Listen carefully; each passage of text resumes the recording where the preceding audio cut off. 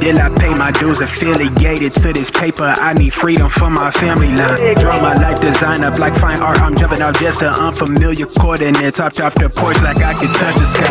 Red is not one trillip. The ism talk the water out your faucet. Look at me flossing. I'm so wavy I could change the tide.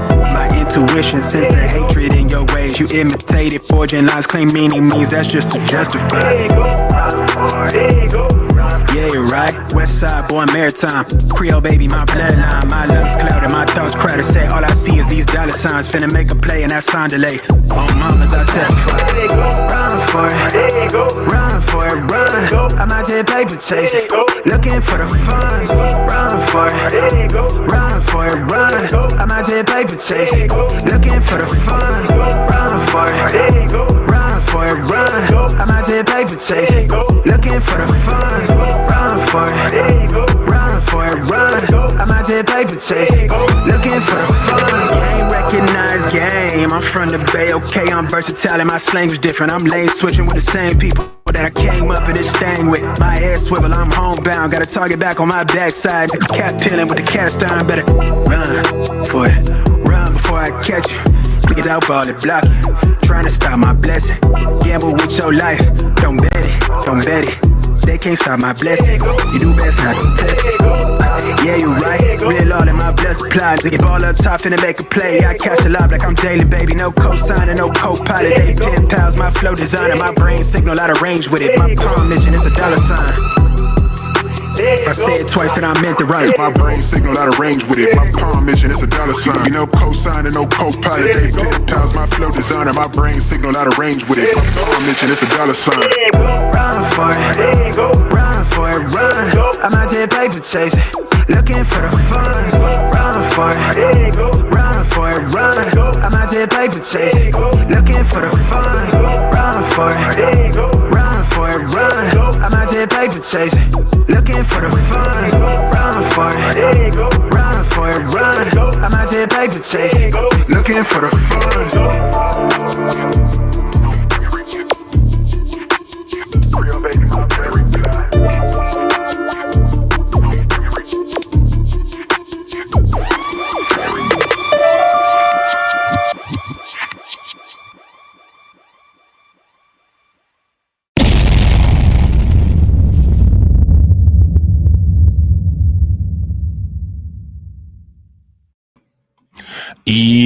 Yo, what up, y'all? It's your boy Rob coming back at you once again with another live stream. So before we get started, you already know what to do. If you're not subscribed to the channel, make sure you hit the bell icon twice. Smash the like button, share this video out to all of your followers, and let's get it cracking, all right? So shout out to everybody who's in the building early. It's good to see each and every one of you. If you guys can hear me okay, please give me a thumbs up or radiation emoji in the chat. If you cannot hear me or cannot see me clearly, please give me a thumbs down or an angry face. Shout out to everyone who is watching on Rumble, and shout out to everyone who is watching on Kick. All right, I appreciate you guys. All right, shout out to my man AB Promotions. What's good with it, bro? Good to see you as always. Now shout out to my man AB Promotions. Look at it, right? Look at it. Tells you a lot. That's all I gotta say. That's all I gotta say, right? That's all I gotta say. So we're gonna talk about a lot of things today, right? One of the things that we're going to talk about is another announcement that Trump made as far as some plans that he has for his administration in regards to cryptocurrency, because he's interested. He's very interested in it. He can't stop talking about it. He can't stop making committees about it, right? We're going to talk about that. We're going to talk about some AI stuff. We're going to talk about some DeFi stuff. We're going to talk about why Ethereum is not moving, because that's kind of frustrating. How many people are frustrated that Ethereum is not moving? I'm kind of frustrated. I'm not going to lie. We're going to dive into that. We're going to dive into some other things. Shout out to my man, Carlton Way.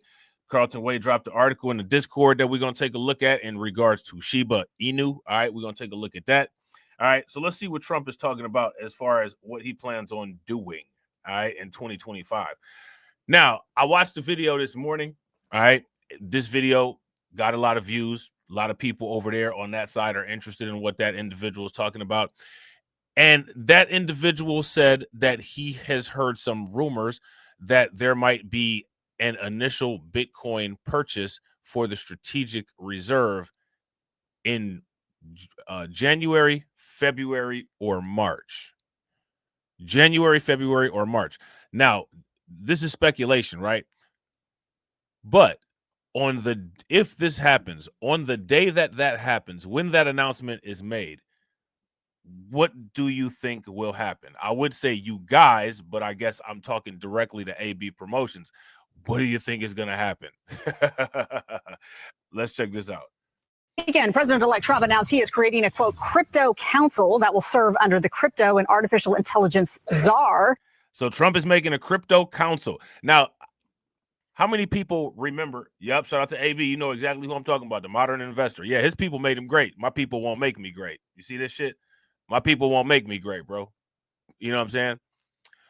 Now, the crypto council, right? Why do I want to bring this up? I want to bring this up for this particular reason. How many people remember the quote-unquote Powernomics conference that Dr. Claude Anderson did? Do you guys remember when Dr. Claude Anderson said they need to make a council for Freeman, a Bureau of Freeman Affairs, these bureaus for the government that have the name of what it's addressing what it's addressing? Do you guys remember that? Interestingly, Trump is doing that. He's doing that for crypto. He's coming up with all these crypto positions, coming up with all these crypto departments. And I find it fascinating. You know, that this was done. This was able to get done. Now, let me ask you guys this question. How attentive to Dr. Claude Anderson do you think that people actually were? Now, Dr. Claude Anderson didn't talk about cryptocurrency, but he talked about economics and he talked about the market and he talked about that in regards to the racial wealth gap and different things like that. And it took like 50 years for people to hear what he's saying. And now people are banging out, blaring that at other people as if it's a flex to yell common sense at somebody else. Like other people just don't have the inherent sense to understand some of these things that Dr. Claude Anderson had to write a book for people about, a step-by-step booklet for you to get.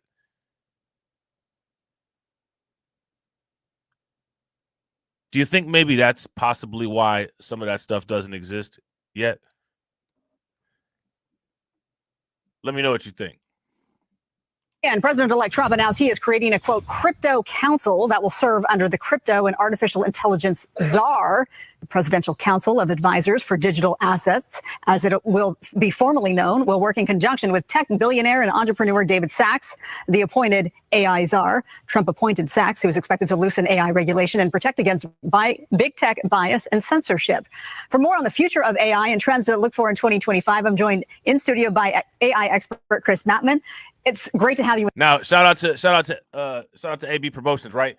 AB, you remember in that last live stream when I was asking people, well, what if I got Michael Saylor on here? What if I got Michael Saylor on here? Let me ask you this question, bro. Why would Michael Saylor waste his time with this shit right here? Why would Michael Saylor waste his time with this shit right here? Let me ask you this question. Would you? Where's the value?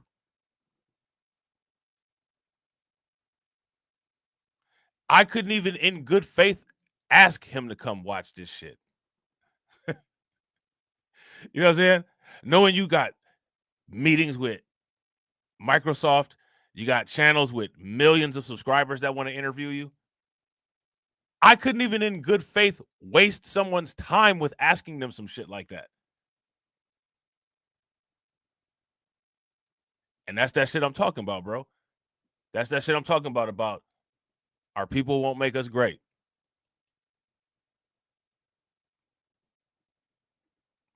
It's the evidence.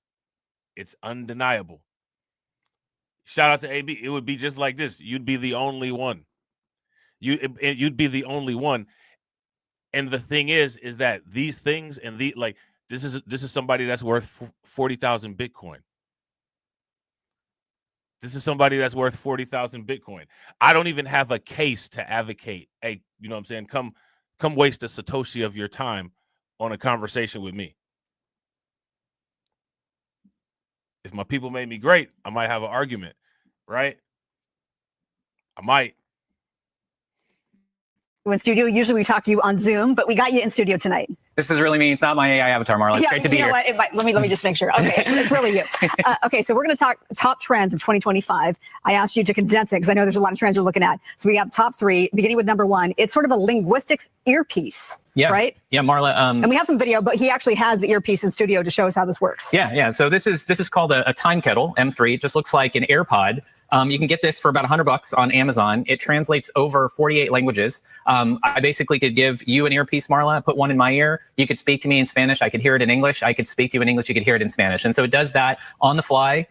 Basically traveling, language, ordering, it's just completely changed now with AI. So now we're looking at an example of that. This is a conversation that's translating Chinese to English, as far as I can understand here. So have you actually tried this, and how does it work? And you know what? Let me ask you this. This surprises me. I feel like this would have already been in the works by now. Yeah, Marla, the biggest challenge with these types of technologies is developing what they call parallel corpora. So you need basically language, like a news story. And shout out to AB.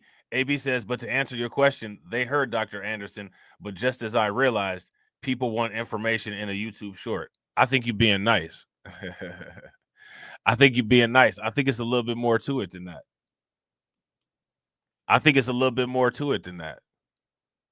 That might be a little bit of it. You might be onto something, but me personally, I think it's a little bit more to it than that. I think that there's a pattern with that type of thing, and the pattern existed before YouTube short form content was invented. I think there's some other factors at play. And I think that one thing that we should start doing is we should start focusing on those other factors and studying them and examining them. Because I don't think that those other factors should get to linger in the shadows. I don't think that they deserve to get left in the shadows. I think those things need to have a magnifying glass on them.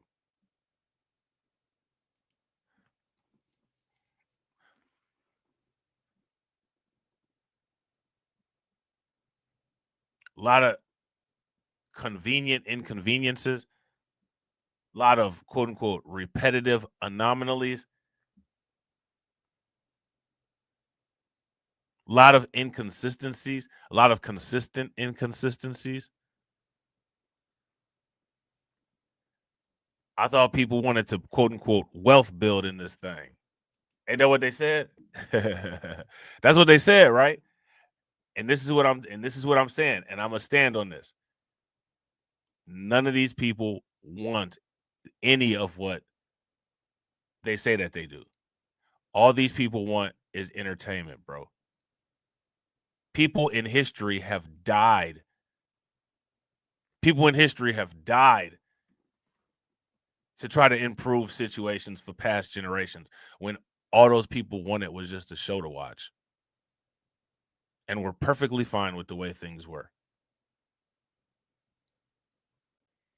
I think that deserves attention. In one particular language, lined up with the exact same parallel version of it in another language. And what for low resource languages, which are ones that aren't often spoken around the world, but they exist, that's what sort of drives up the cost and the opportunity cost to have these types of technologies, and why it took so long. Okay, so that's just $100 on Amazon. $100 on Amazon. That's really game changing, right? Okay, the top, the second trend to look for in 2025, you say, is robotics. Yeah, it's really AI at the edge, Marla, and robotics and AI. Robotics and AI. Shout out to AB. AB says, bro, you have been 10 toes. This YouTube stuff is disgusting. It's reality. It's reality, and it's very revealing. It's a revealing social experiment. You know what I'm saying? It's a very revealing social experiment.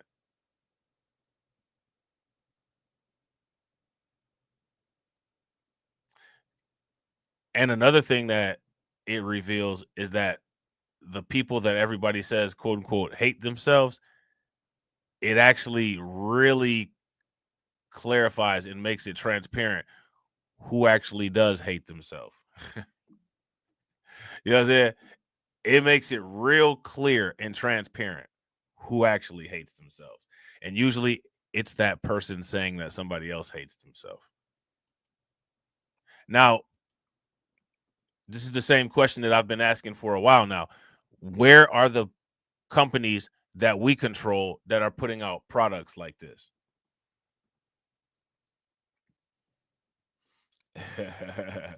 Shout out to AB Promotions. AB Promotions says all they want is entertainment. I'm going to give them what they want in shorts all day. Hey, go for it, bro. Enjoy it. Enjoy it. Make money off of them. You know what I'm saying? Make money off of them. And basically, whatever you could think of typing to, talking to, getting back input from is going to be in a robot. Whether it be a robot dog outside of Trump's estate right now protecting him, one of these Boston Dynamics dogs too. Is that really true? It's totally true. These Boston Dynamics dogs are walking around Mar-a-Lago right now protecting, and monitoring his estate. They're using things, the same types of things you see. You see this? So he's talking about these robot dogs, the Boston Dynamics dogs. And we know about Boston Dynamics. That's the robotics company that makes a lot of that police equipment that they use in New York City. Trump's got him at Mar-a-Lago, right? Protecting his estate. Now, if Trump has him at Mar-a-Lago protecting his estate, how do you think he feels about using those things for public safety? Now, the ironic thing about this is, shout out to AB Promotions. I got a question for you. Out of the stuff that we talk about, right, like that we've talked about in the last 3 to 4 months, when a lot of this stuff comes to fruition next year, the year after, how many people do you think they're going to say that they weren't told about it? They didn't know anything about this. This was hidden from them. They just don't, quote unquote, want us to know this information. They might not want you to know this information, but I want you to know this information, but you yourself don't want to know this information. People need to stop lying. One of the first lessons that people were supposed to have learned, I guess, as kids, wherever they were raised or however they were raised, was that you should at least not lie. At least have the decency to look yourself in the mirror and tell the truth about what it is that you see. And what I happen to see is that most people are living in a delusion about themselves. You know what I'm saying? Boston Dynamics dogs too. Is that really true? It's totally true. These Boston Dynamics dogs are walking around Mar-a-Lago right now, protecting, and monitoring his estate. They're using things, the same types of things you've seen with ChatGPT, the same types of capabilities. They're taking in sensors. It's being pushed increasingly to the edge. You'll see more of that. Flippy the robot is not just flipping hamburgers and things like that, but it's more AI at the edge in these robots. We have a clip. So you actually sent this to me today. Yeah. And this thing goes through water. It falls down mountains and it never flips over. It's amazing. Yeah. Walk us through this. Yeah, absolutely. So, I mean, just look at the degrees of freedom in this robot. Typically you see this. This is. Imagine one of these coming after you. Imagine one of these painted in blue and black coming after you in the street, or a police officer walking up to you with one of these things. That's wild. Very similar to one of these Boston robots dogs. It can go down rocks. It can, take tough terrain. It can go in water. And basically, this is all controlled by AI nowadays. It's controlled by computer vision. It's controlled by all of these different degrees of actuation, which is the way that it interacts with the environment. This is AI at the edge for all sorts of tasks that are dangerous for humans to do. They're dangerous for humans to get out there in the water. They're dangerous. Look, the guy's going to get on it. It becomes an all-terrain vehicle for him to kind of go on. This is amazing. More and more of this AI at the edge in robots. Okay. And we've often talked to you at 6 o'clock about regulating AI. Now, that's funny, this dude riding it. I can see that becoming like some type of toy, or becoming some type of like Christmas present that they would sell on Amazon. That people would use, the multi-purpose AI pet. You know what I'm saying? Shout out to AB. AB said, I want one of those when they become available to the public. Wouldn't it be nice to buy one of those from a business that was, owned by one of us? But none of us own a business like that. None of us own a business like that. And then there will be complaints that the product doesn't have specifications to address us. If we didn't make it, why would it have specifications to address us?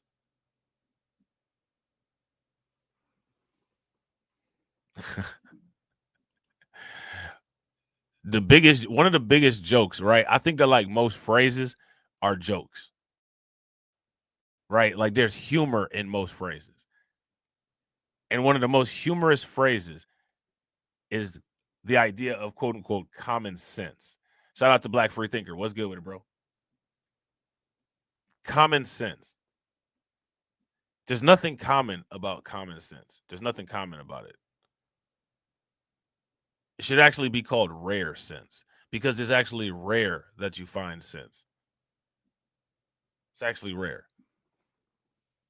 You know what I'm saying? You find common stupidity and you find rare sense.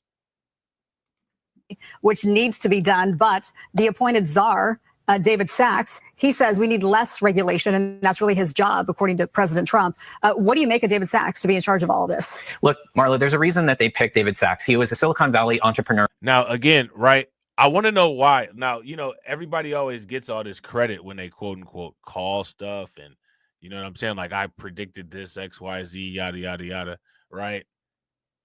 All of the people that predict stuff,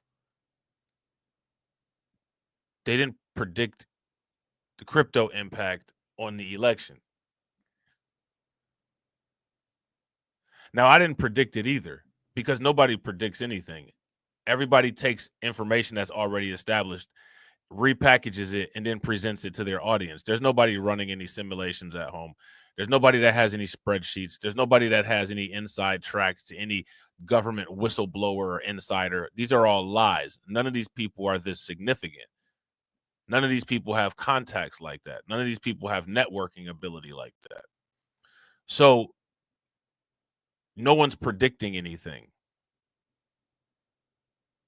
Everybody's repackaging information. That's what's actually happening. Okay. I repackaged information that I saw about the plans that Trump and JD Vance had for the tech and cryptocurrency space. And I said that this stance could create a new pool of voters that could possibly affect the election.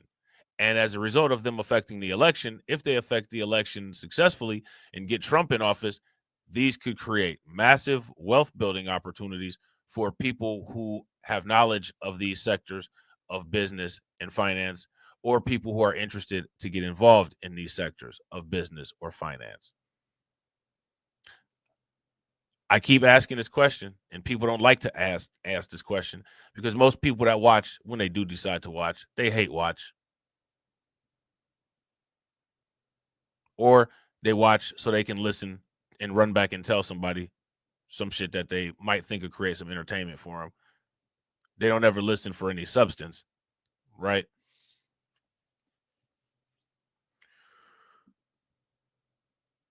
Why didn't anybody talk about this? I'm going to continue to ask this question. I'm going to ask that question until 2028. Because I don't care how many people boycott wealth building content, which sounds absolutely insane, but that's what happens. I'm going to continue to talk about it.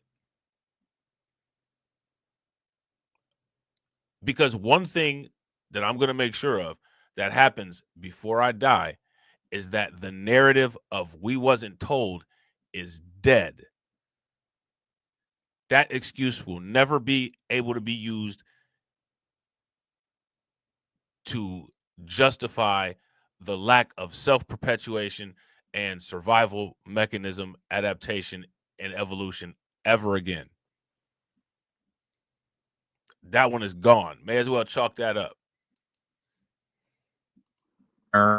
He is about innovation. And a lot of the regulation I've been, working on actively as I've been on the show talking with you about, like, some of this is very important, ethical AI, making sure there's less bias in the training data, but it also slows down the development of artificial intelligence. So I'm actually very excited by David Sachs. I'm excited with the people he's appointed, like Michael Krastios, who used to be the chief technology officer in the first Trump administration. I think they're going to accelerate AI, and we need this to keep up with basically our enemies, our foreign, enemies and things like that. They're moving fast on AI. We need to move fast in this administration, and Sachs is going to move us fast towards technology innovation. Okay, so trend number one was the earpiece. Trend number two is the robot. Now, let me ask you guys this question, because I guess, you know what I'm saying? I would assume, I don't know. What are people doing to prepare themselves for the competition with an AI workforce? What are people doing to compete with the AI workforce, the coming AI workforce? What are people doing to make themselves marketable when it comes to dealing with AI? What are people doing? What kind of AI are people developing? What kind of counter AI are people developing? Shout out to Lehman Lucas. What's good with it, bro? What is everybody doing? I don't think I honestly I don't think that most people, sadly, I don't even think that most people know the answer to that question. You know what I'm saying? And it's a question pertaining what they're actually doing in the moment, and they couldn't even tell you. And trend number 3 overall, you say, is less regulation in 2025 for AI. Well, I learned a lot, as always. I always appreciate you being here. Thank you so much, Chris Matlin, AI expert. Good to have you in person tonight. Thanks for having me, Marla. Happy holidays. Now, let me ask you guys this question. If there's less AI regulation in 2025, what does that say about the business opportunities and the stock opportunities that are going to be available for people to invest in and purchase AI? I am not mad at it, Tammy. Shout out to Tammy. Make sure y'all throw some flames, some ducks, radiation emoji in the chat for Tammy. Tammy says, Grand Rising, BLR family. I'm going to keep listening and learning because I'm trying to leave something other than debt for my family. Facts. Facts. Super facts. And I hate to say this. Right? But when you watch the pattern, because that's what we do, is we watch patterns, and the pattern shows that a group just can't seem to get it together to do that. If you want to secure the future of your family, you know what I'm saying? You got to do it on your own. You know what I'm saying? Shout out to Win Lose a Rug. Win Lose a Rug says, shit, bro, most haven't even realized the challenge AI will be. It's either men versus women or FBA versus Tether. Yeah, facts. Super facts. Shout out to Brooklyn Queen. What's good with it, Brooklyn Queen? Good to see you as always. And shout out to everybody watching. I appreciate you guys. If you all haven't smashed that like button yet, please do me a favor. Take a moment, smash that like button. Also, if you guys haven't hit that bell, please take a moment, hit that bell, and also please share the stream to your social media. All right. So now let me shout out to AB Promotions. I got a question for you, bro. I started a little bit early because there was extra videos that I had wanted to play, and I kind of got a time crunch today. But I think that video that Modern Investor did this morning was actually a really good video because it kind of shows the it kind of shows the urgency that's going on with Bitcoin right now that people are just ignoring. Right? Because I don't think people realize like that you don't have all day. You know what I'm saying? Like you don't have all day. There might not even be enough Bitcoin for people to buy in the very near future. You know what I'm saying? And I think he did a good job of bringing that point home. Remember when I asked the question, what happens when there's a waiting list? What happens when there's a waiting list? Yeah. And it's crazy. We had just started talking about that in the Discord, and I swear I hadn't watched this video. I don't even think the video was published when I first started posting about that. But he actually said the same thing in this video.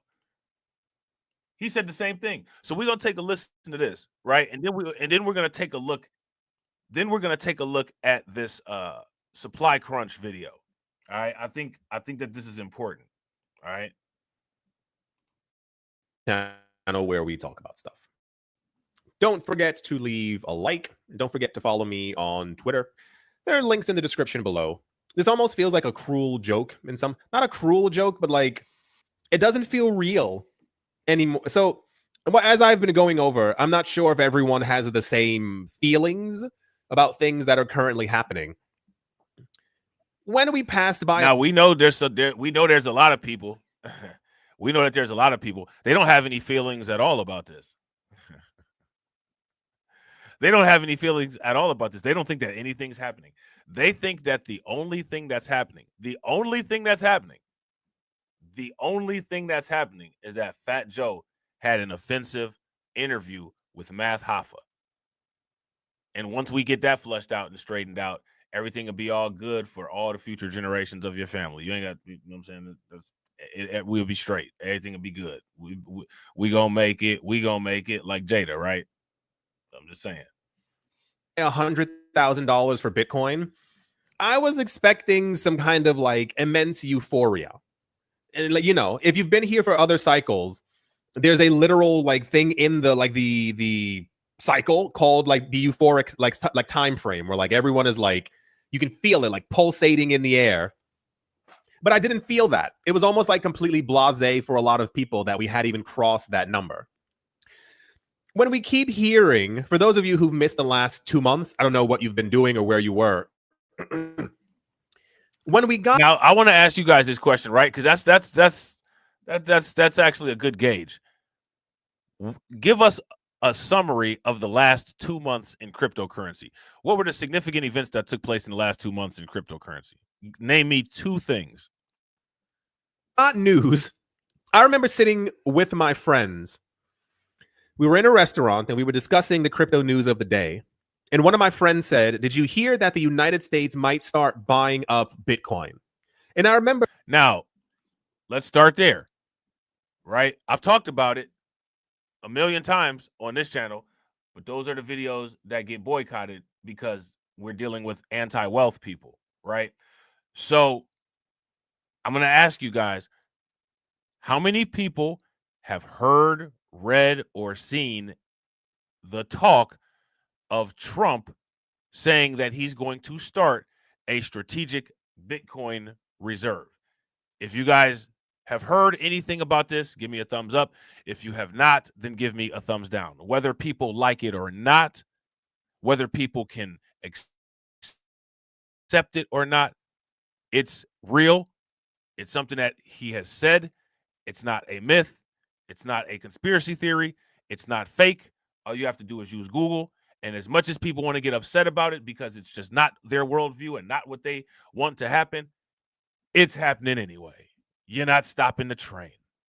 You know what I'm saying? There was such a feeling of disbelief that I had, and I texted another friend immediately, and I was like, "Did you hear this?" And he was like, "What?" Because it's a major thing. Now here's the question: if we've talked, right? Yeah, shout out to Brooklyn Queen. Russia's looking into crypto too. There's other states that are looking into crypto.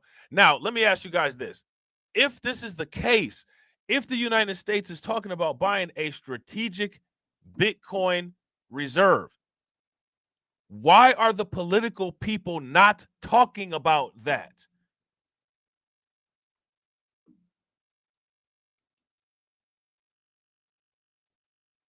Why are they withholding that information from you? You need to understand the complexities and the idea behind foregoing the US dollar and choosing to put even a dollar. Now, I want to address this dollar point, right? And shout out to Alpha Male Pimp Network, because he was bringing up the point about the dollar, right? Now, this is what I'm saying, right? The dollar is not going anywhere. You got to not look at this in terms of competition. You have to look at this in terms of this is something completely new. Let me ask you guys this. If the last Bitcoin is printed long after we're dead, and a Satoshi is now worth $21 million, you can't substitute a Satoshi for a dollar because a Satoshi is worth $21 million. So you're going to still need a vehicle. You're still going to need to have something to measure the perceived worth of that Bitcoin against. The dollar's not going anywhere.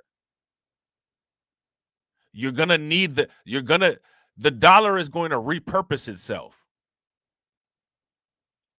The dollar is going to repurpose itself as a small note of vehicle to be able to transfer value between Bitcoin, because the value is going to swap. The value is not going to be in the dollar anymore. The dollar is going to be what it always was meant to be. It's going to be an instrument. So as far as like, quote unquote, the dollar going extinct, if you ask me, the dollar is, if Bitcoin continues on its astronomical nonstop value acquisition, which it is going to do, you're going to have the dollar in order to make smaller units of Bitcoin. Okay? So I don't think that the way that this thing is rolling out, again, it's not designed to replace the dollar, and Bitcoin is very rule-based, and it's actually doing what it's designed to do. As a government into Bitcoin, even a dollar would be extremely symbolic.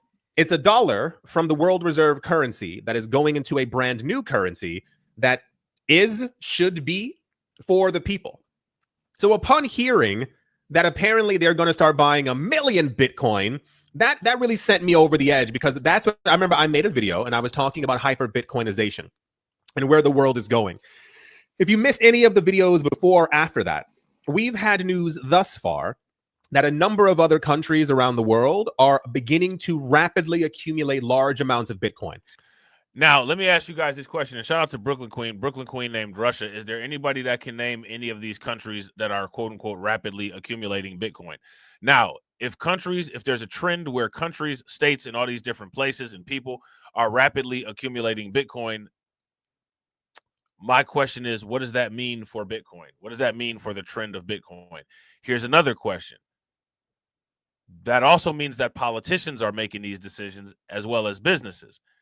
There are people on YouTube who allegedly talk about politics. Why are those people not talking about this? They don't need to make an entire channel about it, but why would you not at least hit the headline and ask your audience about it? Yeah, and shout out to Black Free Thinker. I agree. If you guys agree with Black Free Thinker, give me a thumbs up. If y'all disagree, give me a thumbs down. Black Free Thinker said you'll likely have Bitcoin-based currency as we had gold-backed currencies in the past. Yeah, these are these hybrid Bitcoin financial instruments that I was saying could possibly arise very soon. You know what I'm saying? I don't mean like $100. I don't mean like 100 million. Apparently, like billions of dollars worth of Bitcoin, trying to make sure that they basically don't move the market as they're doing so, because they're trying to front run the United States before they start buying. It's a very important topic. When I tell people about the whole front running thing, they don't really get it. So now this is important, right? Because this is what I've been trying to tell people since 2017 about the front running thing. And we had a huge head start. And instead of running faster, the majority of people just stood there while we had the head start. They stood there. Like, yo, there's this big thing coming. We are like a city ahead. Keep the pace up and we're fine. And literally people just stood there. People just stood there. Now there's not any there's a few front runners here and there. We're front runners, right? There still will be some front runners right before the events take place, right? But there's not really a lot of front runners. It's not really a lot of front runners. You know what I'm saying? Shout out to everybody watching. I appreciate you guys. If you all haven't smashed the like button yet, please do me a favor. Take a moment, smash that like button. Also, if you guys haven't hit the bell, please take a moment, hit that bell. And also, wherever you're watching from, please share the stream to your social media. It's expected that the buying from the US of A is going to begin around January, February, or March. I don't know why we keep getting these 3 months, but in the news over and over, maybe it has something to do with regulation. I'm not honestly sure, but Now, let me ask you guys this. When that announcement is made, what do you all think the result of that announcement will be? What will happen in the market that day when that announcement is made? Keep seeing those 3 months. The issue is that there's already not a lot of Bitcoin left. You got that? The other issue is that we're seeing other places begin. How many people realize that? How many people actually realize this? This is a time frame thing. Like, you don't have all day. You don't have all year. The majority of Bitcoin are either already held or lost. Bitcoin is actually undervalued because no one knows how much is lost. We know that 21 million is the maximum available for production, but out of those currently produced, we don't know who has access to them. We know who has access to what goes on the blockchain, but we don't know who actually has access. So this is how Bitcoin is like gold, because the treasure is burying itself. You know, one day somebody will salvage a new computer and be able to crack a wallet, and guess what? There was 36 Bitcoin in there. They're all worth $1 billion. I just struck gold. See how that works? Beginning to announce that they're also starting to buy Bitcoin before the US can. The other part is that we're hearing all these companies who are like, we also need to buy massive amounts of Bitcoin before the US can.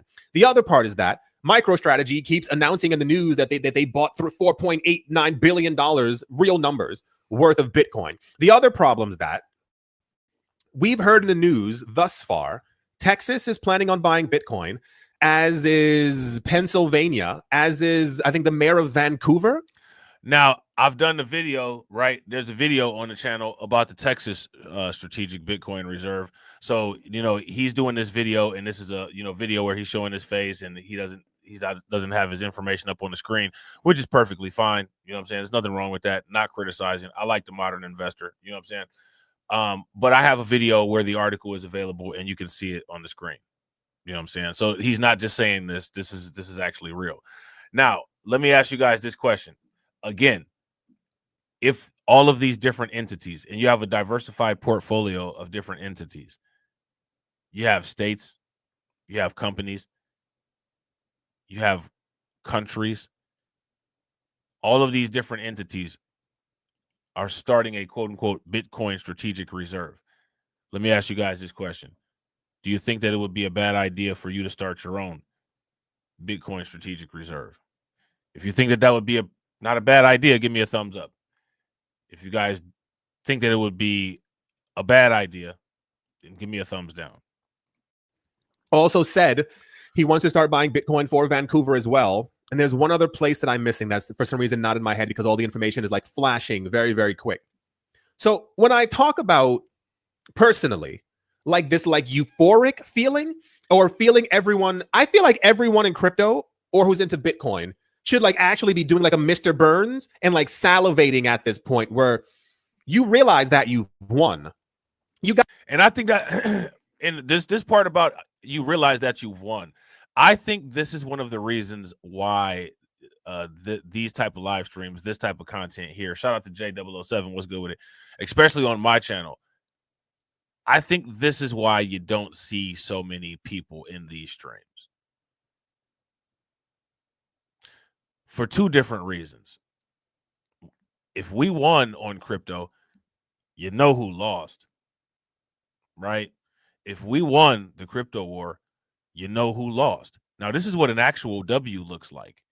An actual W is I don't have to reframe things to try to make you feel good and make you seem like you won. No, we got our W when Trump won and our Bitcoin went up to $100,000. I don't need to frame that any kind of way. It's still lingering around at 99,000. I don't need to say anything. Yeah, we won. Go look at the stock market. You know what I'm saying? We won. Trump just picked a crypto czar.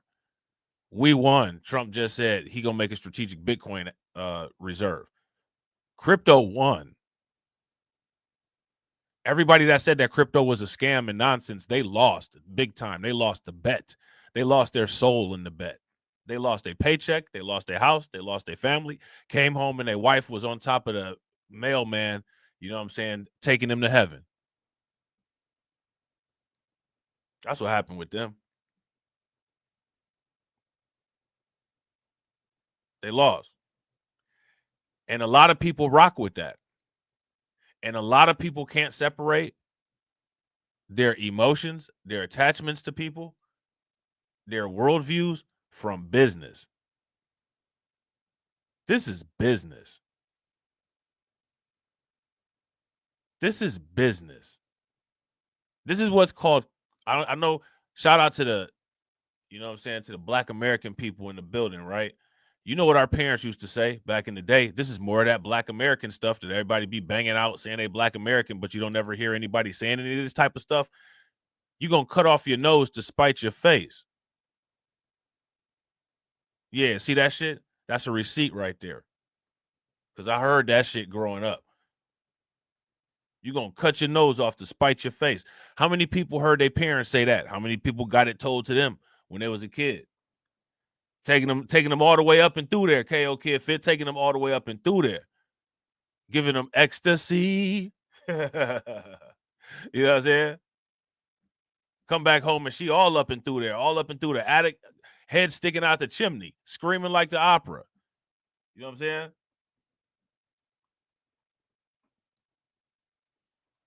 Shout out to my man AB Promotions. You see this right here? AB Promotions said my Bitcoin is at 10K. When it's at 100K, so it's 1 mil. My Bitcoin will be at 100K. That's that base 10. That's moving that decimal, right? And the thing is that decimal is going to keep moving. And you're, like I've said, you're going to see Bitcoin jump in those decimal places like a smaller coin. Look, right, exactly. Shout out to KO Kid Fit. That's something your grandma and your aunts used to say. Bro, facts. You talk about that cryptocurrency too much, Rob. I'm starting to wonder where your people's from. My people is from where they say you're going to cut your nose off to spite your face at. Where your people from? You know what I'm saying? My people from where the people say, come on now. You know what I'm saying? I don't know about a lot of the cornball shit. You know what I'm saying? I just know my life experience. You know what I'm saying? Shout out to KO Kid Fit. KO Kid Fit said that's the slightly older FBA. Yeah, that's that generation talk. So, you know what I'm saying? That's a lot of your peoples that just came up to the Midwest. You know what I'm saying? That's your people that just came up to the Midwest. Them the ones that the first generation out of the South. You know what I'm saying? That's the receipt right there. Right? That's the receipt. Anybody, listen, if you listen to a KO Kid Fit video and you are a goofy and ask where he's from, you're proving to us we need to ask you where you're from. If you say something like, man, back in the day, my mom used to make grits and eggs every damn day, I don't know, where your people from? You asking where the people from, and I just said my mom used to make grits and eggs every day. Now we looking at you like, where are your people from? They don't be showing receipts all out here like that when they be doing that stuff. You know what I'm saying? I'm just saying. Because a lot of times it don't even come down to the fact that somebody might have quote unquote said something off code, or somebody might have quote unquote cooned, or somebody did something like that. It's simply having a disagreement or having a veering of opinion from a popular narrative, or a popular talking point that everybody's simply supposed to agree with. You know what I'm saying? The gaslighting, they done turned the quote unquote code into the quote unquote gaslighting. Yeah, we used to eat cream of wheat all the time, bro. Shout out to KO Kid Fit. KO Kid Fit said, I ain't gonna lie, my mom and them used to have us eating cream of wheat. Listen, how many of y'all grandparents said you need to eat something that stick to your bones? You need to eat something that's gonna stick to your bones. That's why that boy is skinny. They need to go on over there and eat something that stick to their bones. How many people used to say that? People's parents, grandparents used to say that. You know what I'm saying? That's a receipt right there. That's a receipt right there. That's a receipt right there.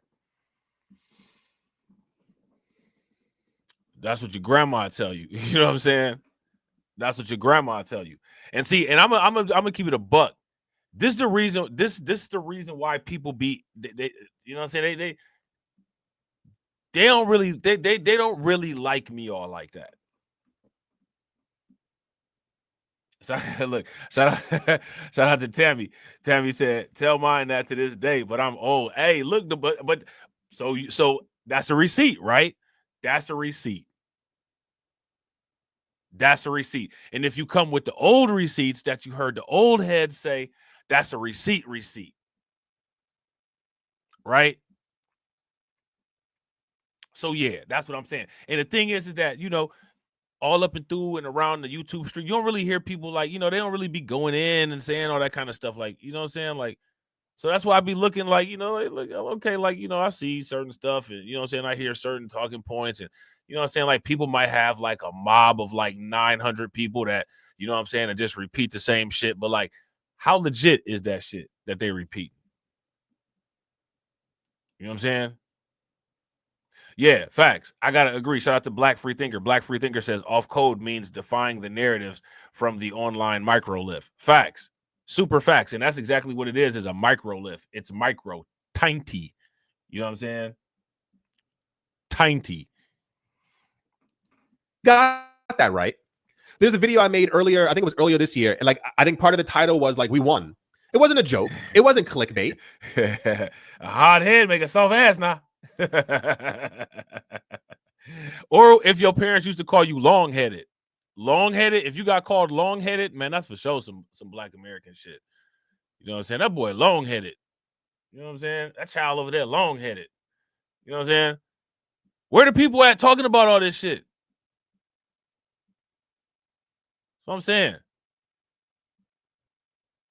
All these people that be sitting up here asking where your people from and all that shit, they wouldn't know how to identify none of that shit anyway. You know what I'm saying? They couldn't even tell you where the peach cobbler is from. You know what I'm saying? It's true. We are seeing where we've witnessed countries announcing that they're mining Bitcoin. Why the fudge would you be putting tons of money into mining equipment unless you planned on using that Bitcoin and accumulating and hoarding that Bitcoin? We've seen a literal hundreds of billions of dollars enter this market to make us a multi-trillion-dollar asset class. And still there's this like, I don't know, maybe Bitcoin can't do it, blah, blah, blah, blah, blah. Hey, I've heard that, right? Have y'all heard what he just said? I've heard that. I've heard people say that. Witnessed countries announcing that they're mining Bitcoin. Why the fudge would you be putting tons of money into mining equipment unless you planned on using that Bitcoin and accumulating and hoarding that Bitcoin? We've seen a literal hundreds of billions of dollars enter this market to make us a multi-trillion-dollar asset class. And still there's this like, I don't know, maybe Bitcoin can't do it, blah, blah, blah, blah, blah. When you hear... Oh, man, modern investor, wild dude, man. It's a wild boy right there. That countries are circumventing the usage of the US dollar with Bitcoin. That should be like, guys, we made it. When you hear that the thing that they are circumventing is created by the largest economy on the planet, and they are getting ready to not strengthen the dollar, but start dumping their inflating currency into Bitcoin, you know that we've made it, right? The reason it's believed, part of the reason why it's believed by the... And yeah, and that's what I got to, and I got to agree. Yeah, facts. Shout out to Black Free Thinker. Black Free Thinker said the nations are going to make Bitcoin do what it do for real. Yeah. Yeah. Facts. If you guys agree with Black Free Thinker, give me a thumbs up. If y'all disagree, give me a thumbs down. Yeah, absolutely. The analytical companies, why we rose so quickly, 70, 80, 90, $100,000 in a short time span, is because of accumulation from other countries who realize that they don't have a lot of time left before the US starts buying. The other issue, as I stated before, is that this isn't just, it's difficult to explain it for some reason, and I don't know why. The US plans on accumulating Bitcoin as a reserve asset. You got that right. But that Bitcoin isn't for the rest of the US. It's not for the states. It's just for the country as a whole, if you will. So joining the fray in another intense edition of, I wish everyone was actually panicking and freaking out, because you realize that there's next year, you are going to witness the Bitcoin drought. Now, I've been talking about this, right? What he's talking about, right? His version of this, he's calling it the Bitcoin drought, and that's fine. There's nothing wrong with that. How I describe this is we're going to be at a situation where there's a bid for the next Bitcoin coming off of the mine because all of the other Bitcoin are held. That is where we're going very, very quickly. Once we get on that trajectory, what does the price trajectory look like? That's my question. Shout out to my man AB Promotions. AB Promotions said, Rob, I told people that I care about, go buy Bitcoin. You know what they said? I'm gonna wait and see. Yep, go ahead, wait and see. You should have told them you sure are gonna see. You are definitely gonna see, and it's probably gonna start in January next year. You're gonna see for real. And you definitely gonna see me, because as bright as my paint job is gonna be on my brand new car, and as bright as those high intensity discharge lights are gonna be, you're gonna see me coming a mile away. Shout out to Black Free Thinker. Parabolic increase. Facts. Exponent. You know what I'm saying? Exponential increase. Logarithmic increase. Yeah. Bacterial growth.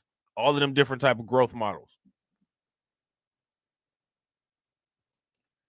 Now, at the same time, if Bitcoin is bacterially growing in relation to Bitcoin, assets are bacterially decaying, right? This is this channel.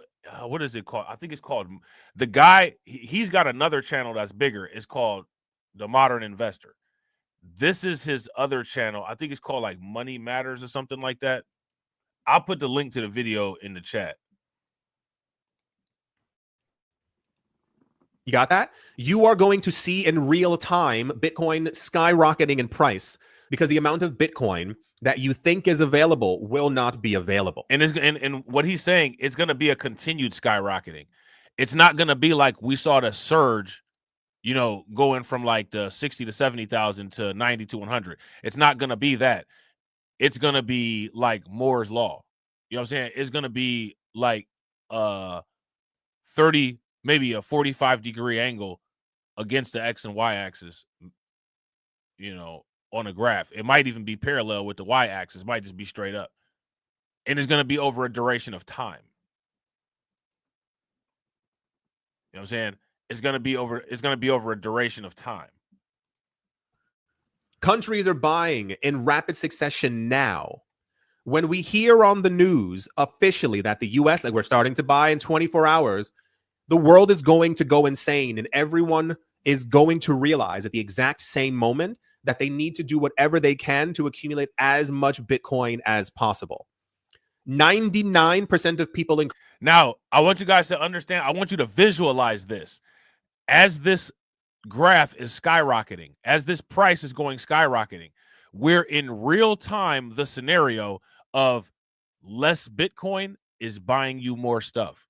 Once that cascade of chain reaction events takes place, the smaller amounts of Bitcoin will buy you more stuff. We will be in that pattern. We'll be in that trajectory in real time.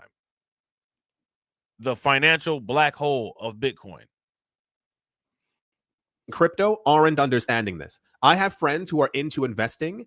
They've shifted their entire focus away from real estate, away from stocks, into Bitcoin. You think the other channel is called I think it's called Money Matters. I'll put the link to this video, and it's got the channel in there in the chat, and y'all could go follow it if y'all want to. Yeah, go follow all them crypto channels so I can have people, the videos recommending my videos, actual crypto videos. You know what I'm saying? I think I'm joking. We have entered like actual insanity. And from here on out, we can only assume that this is only going to get crazier over the course of the next 10 years. In the news today, Florida is joining the growing list of governments exploring Bitcoin as a strategic reserve asset. Shout out to DC Precise. DC Precise says that money rules. Money rules. That's the name of the channel. Thank you, bro. And I've been watching this guy for years. I've been watching this guy forever, and I couldn't think of the name of the channel. But yeah, it's Money Rules. Yeah. Yeah. Now, shout out to my man Frozen. I appreciate you, bro. Make sure y'all show Frozen some love. You know what? Shout out to Frozen. I almost forgot to put the goals up, man. I got to put the goals up. You know what I'm saying? I'm going to put the goal up. You know what I'm saying? Frozen said, got to get that 1% of a Bitcoin to stay in the game. Satoshi, let's go. Facts. If you guys agree with Frozen, give me a thumbs up. If you guys would disagree with Frozen, then give me a thumbs down. And what I would go as far as to say is, I would go as far as to say, try to get as much of a Bitcoin as you can. Don't stop at 1% if you get to 1%. You know what I'm saying? Keep going. You know what I'm saying? Like Method Man said, keep feeding it and feeding it and feeding it and feeding it. You know what I'm saying? I'm gonna sew your Bitcoin wallet closed and just keep feeding it and feeding it and feeding it. How do you think that we fund this organization, huh? We're not exactly the March of Dimes. Shout out to Vincent Harper.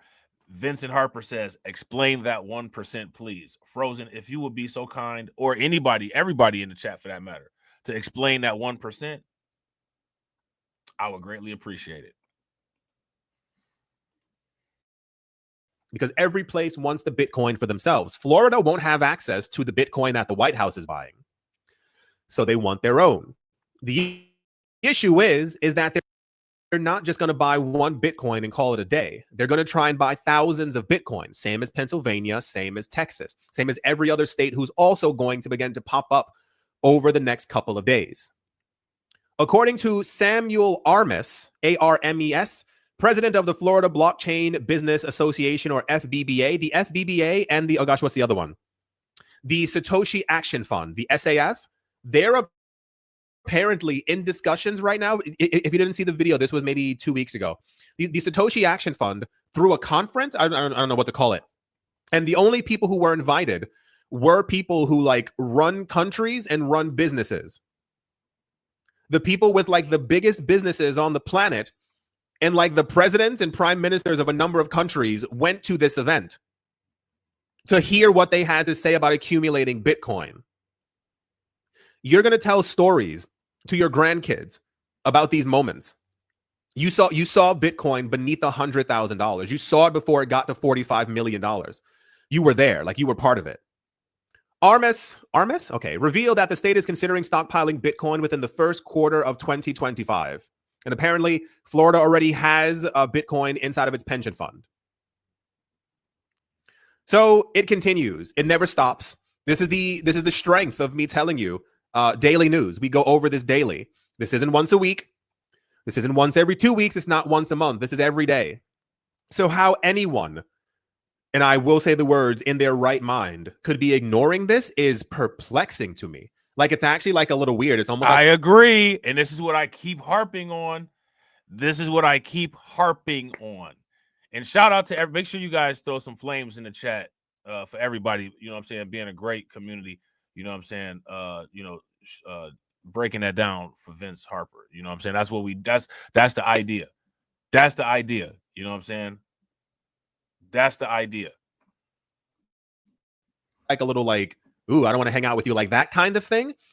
There are still people who refuse to have even like 1/100th of a Bitcoin. And the craziest part is that at some point, 1 million Satoshis is literally going to be like $15,000, $16,000. So that part right there, 1 million Satoshis will at some point be $15,000, $16,000. That's at that point when we get to that. Now that would be, quote unquote, the spaghettification of the Bitcoin. This is once Bitcoin has completely put the entire world market cap at the financial event horizon. Okay. I explain. I'm gonna read what I put in the Discord real quick, right? So that y'all can hear what I'm saying. Try to visualize this, right? And I'm not gonna show the Discord because the Discord is our business. You know what I'm saying? We ain't showing nobody's shit. You know what I'm saying? But I'm gonna read this, right? So I said I have a new theory about Bitcoin, the black hole Bitcoin theory, and the Bitcoin theory of financial relativity. Now, I'm going to sum this Bitcoin theory of financial relativity, right? If you know about the general theory of relativity, is based on a central observation point, right? When it comes to us and how we view the financial market, we look at ourselves as the central observation point, and everything else is happening around us, right? I believe that if you look at and use Bitcoin as the central observation point, you will see a different type of movement of financial instrument. The same way, if you have a central observation point, you'll see a different type of movement in the universe. If you utilize Bitcoin as the central observation point, Bitcoin never moves. It never does anything. Bitcoin doesn't do anything. Bitcoin is static. The only thing that Bitcoin does is move from wallet to wallet. That's it. What's actually happening is the world around Bitcoin has changed. However, Bitcoin is the constant. So the volatilities that we see in Bitcoin is not Bitcoin changing. It's the constant volatilities of the interacting financial instruments against Bitcoin's consistency. Why is that important? That's important because that then takes you to how Bitcoin is a container. It's a store of value, the same way that a black hole is a store of mass. Now, if you look at the quote unquote financial space as the store of value, Bitcoin travels and interacts with different objects in the financial space. What ends up happening is that it engulfs their value. Their value becomes standardized against it. So it absorbs. And once the absorption is complete, that's when you have the financial event horizon. That's when the Bitcoin market cap equals what market cap it just absorbed. Once Bitcoin surpasses the market cap it absorbed, you're now at the event horizon, and that market cap that it just absorbed it's not done, it's not gone, it's not finished, it's not over with. It'll just never be greater than Bitcoin's value ever again. Okay. Why is that important? That's important because if Bitcoin is moving through the financial space the same way that a black hole is moving through actual space, eventually what's going to happen is there's going to be a Bitcoin singularity. There's going to be a Bitcoin there's going to be a Bitcoin singularity. There's going to be a Bitcoin Bitcoin goo apocalypse, so to speak. Bitcoin goo. You know, the black goo apocalypse. The black goo engulfs everything. Bitcoin is going to engulf everything. It's going to all value, right? Just like all mass and light. We use mass and light as a representative of value. All mass and light will get compressed into one point. All value will get compressed into Bitcoin. Once all value gets compressed into Bitcoin, this is why dollars will never lose their relevancy. Bitcoin will be so valuable and so heavy, it's going to have to redistribute itself. But it's not going to redistribute itself in the same way that the financial system redistributes itself. What happens is that it's going to unravel again. However, it's going to be unraveled with equal distributed value across each layer of these quote unquote 1%, the Satoshis. And this is how you get each Satoshi becoming a container, a store of value, and then the containers increasing in size or mass. And it's a cycle that will just keep repeating itself, because then the value won't be distributed across each good. The value will be distributed across the Bitcoin and the Satoshi. That's where we're going. Okay. Now, I want to ask you guys a question. Does that make sense? Is anybody lost? Because I know that was a lot. And I didn't read it. I'm going to read what I wrote, but that was just a summary to give you an idea.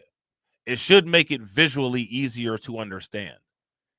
If you watch a black hole size comparison, just imagine in place of the black hole, imagine a Bitcoin. And instead of that being space, imagine one galaxy over here is real estate. This galaxy over here is the gold market cap. This galaxy over here is the silver market cap. This galaxy over here is commodities. This galaxy over here is futures. This galaxy over here is options. This galaxy over here is automobiles. This galaxy over here is debt. This galaxy over here is retail. And all of these things that Bitcoin touches, it absorbs. It absorbs the value. It absorbs the value and leaves the shell. What people want is the shell, but they want Bitcoin to have the value. So they'll still interact with the shell because the shell has material case use, but the value has been transferred into Bitcoin. Okay. Bitcoin is going around absorbing, recalculating, and standardizing value and holding that value inside of it. Hence, store of value. Literally, the thermodynamic theory of black mass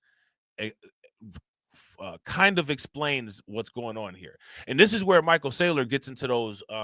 This is where Michael Saylor gets into those models when he's talking about entropy and kinetic energy and all of that. He's talking about that from the sense of the wavelength, the high frequencies, the volatility, right? That's what this is. You know what I'm saying? Shout out to my man Frozen. I appreciate you, bro. Oh, this is the old one. My bad. Frozen said, got to get that 1% of Bitcoin to stay in the game. Satoshi, let's go. Facts.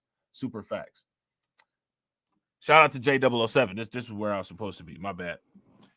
Jay says, should I treat my Shiba like Bitcoin and just keep collecting them? I don't know about that as a strategy. You know what I'm saying?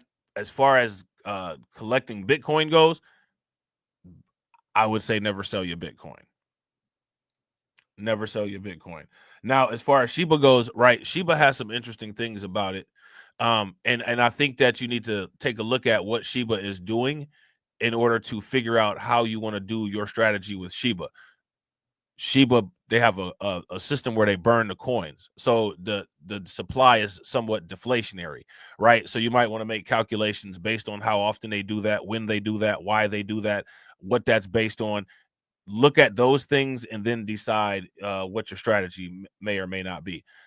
Now, if you ask me, Bitcoin is significantly different than other assets, including other cryptocurrency assets. So a special set, nothing should be compared to how Bitcoin is treated. Bitcoin should be treated with its own special set of rules. So I wouldn't compare anything I wouldn't do anything that I'm doing with Bitcoin with something else just because I'm doing it with Bitcoin and it works with Bitcoin, if that makes sense. You know what I'm saying? Oh, and let me hit the drop.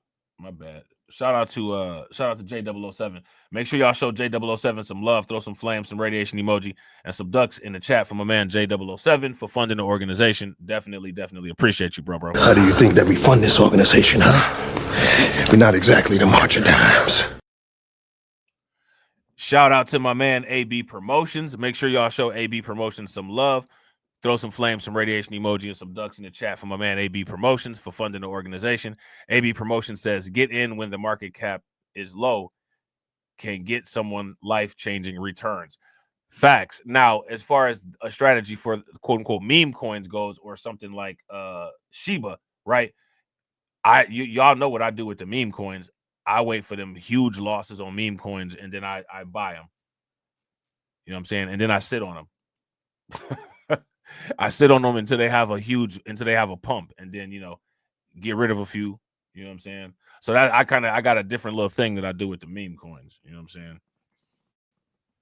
To hear what they had to say about accumulating Bitcoin, you're going to tell stories to your grandkids about these moments. You saw Bitcoin beneath $100,000. You saw it before it got to $45 million. You were there, like you were part of it. Armis, okay, revealed that the state is considering stockpiling Bitcoin within the first quarter of 2025. And apparently, shout out to my man Frozen. I appreciate you, bro. Make sure y'all show Frozen some love. Throw some flames, some radiation emoji, and some ducks in the chat for Frozen for funding the organization. Frozen says SHIB was considered to be used as acceptable currency by AMC theaters at one time, but it fizzled out. Bitcoin is the 800-pound gorilla in the room. Yeah, facts. I wouldn't disagree with that. If you guys agree, give me a thumbs up. If you guys disagree, then give me a thumbs down. Shout out to Black Free Thinker. Black Free Thinker says, listening to Crypto Talk, successfully trading SPY options. That's what I call the start of a great boxing day. Bro, facts. If you guys agree with Black Free Thinker, throw some flames in the chat. Bro, facts. Oh, you know what? And man, my bad. I'm telling you, this is my shit right here. I love talking about it. Man, I almost forgot to give my man Frozen the drop. Make sure y'all throw some flames, some coins, money bags, everything in the chat for Frozen for funding the organization. Definitely appreciate you, bro. How do you think that we fund this organization, huh? We're not exactly the March of Dimes. So yeah, this is interesting, right? But now here's my question. Does that black hole theory make sense? Does that help conceptualize things? So here I said I have a new theory about Bitcoin, the black hole theory and the Bitcoin theory of financial relativity. All right. Then I said, I also believe that we can predict Bitcoin volatilities by calculating an aggregate market cap of everything with Bitcoin having a value as one as the constant. I believe that we are looking at the situation in the incorrect way. I believe that it is actually Bitcoin that is stable and everything else has the volatility. One evidence of Bitcoin stability is its fixed 21 million quantity. I'll go into this deeper later, but if we get this detailed enough, we'll be able to predict Bitcoin price fluctuations based on the per gallon price of gas in a given state. All right. So then I said there was some chat there. And then so here I said Bitcoin is an item that is considered, that is a concentrated representation of value. That's it. It is a representation of value. It has value based on the perceived value of other items and the belief in those values and the standardization of assigning that value to Bitcoin. Hence, store of value. Bitcoin's value isn't the actual worth or utility of Bitcoin going up in majority. Bitcoin is an objectified representation of the value of any item perceived in its units. In order for this to work, Bitcoin has to absorb value from everything it touches or transacts. So if we look at the global market cap as space, Bitcoin is an empty container split into 21 million parts. Each of these parts can be filled with value from items they interact with, which is why the value of Bitcoin will increase while theirs decreases, right? It's the same as if a black hole interacts with the star system, right? When it's interacting with the star system, it's taking the energy from the star system and it's taking the mass and it's taking the light and it's pulling it away and it's increasing the black hole. Now, the black hole doesn't change in size because the black hole can't change in size because the black hole has infinite mass and infinite energy. And so you can't change infinite, or at least not a perceivable way that we can process as humans, right? That's what happens with Bitcoin is an infinite container of value. It can suck the value out of anything compared against it. So there's never a limit on how much value the Bitcoin can have. The only limit that the value of Bitcoin has is what the amount of goods that are available and the consistent belief and agreement of the people using Bitcoin and the node agreements on the Bitcoin blockchain. You know what I'm saying? So now, again, here it says each of those parts can be filled with value from the items they interact with, which is why the value of Bitcoin will increase while theirs decreases. Now, I want you guys to pay very close attention, right? Now, you know how Drake said, I started from the bottom, now we here? Bitcoin literally started from the bottom, now is here. Bitcoin literally has street cred. Any type of crime that can be committed, people have paid for it, done it in Bitcoin, right? Because it started at the bottom. So the first market cap that Bitcoin completely engulfed, right, was the black market cap, the street market cap, illegal shit, human trafficking and prostitution and shit like that. Now, you know what I'm saying, a Bitcoin is way beyond the entire value, you know what I'm saying, of the black market. It's the black market has been event horizoned, right? Now it moved up. It's working. It's now it's slowly starting to eat away at gold. Soon it'll eat away at the stock market. Soon it'll eat away at real estate. It's eating away at everything. It's like a giant amoeba that's out of control. You know what I'm saying? Shout out to AB Promotions. AB Promotions said 10 viewers. I got more people watching on Rumble than I got on YouTube, bro. But that goes to bring to light one of those things that people don't want to acknowledge, right? That, you know what I'm saying? That goes to bring to light one of the things that people don't like acknowledging. You know what I'm saying? That's the truth about yourself moment. You know what I'm saying? So now here it says each of these parts can be filled with value from items they interact with, which is why the value of Bitcoin will increase while theirs decreases. Bitcoin has infinite value because it completely absorbs value to represent it as a store. So basically, Bitcoin has infinite value because it's an infinite container, right? The only thing that limits Bitcoin from growing is if you contain Bitcoin from being able to interact with other things of value.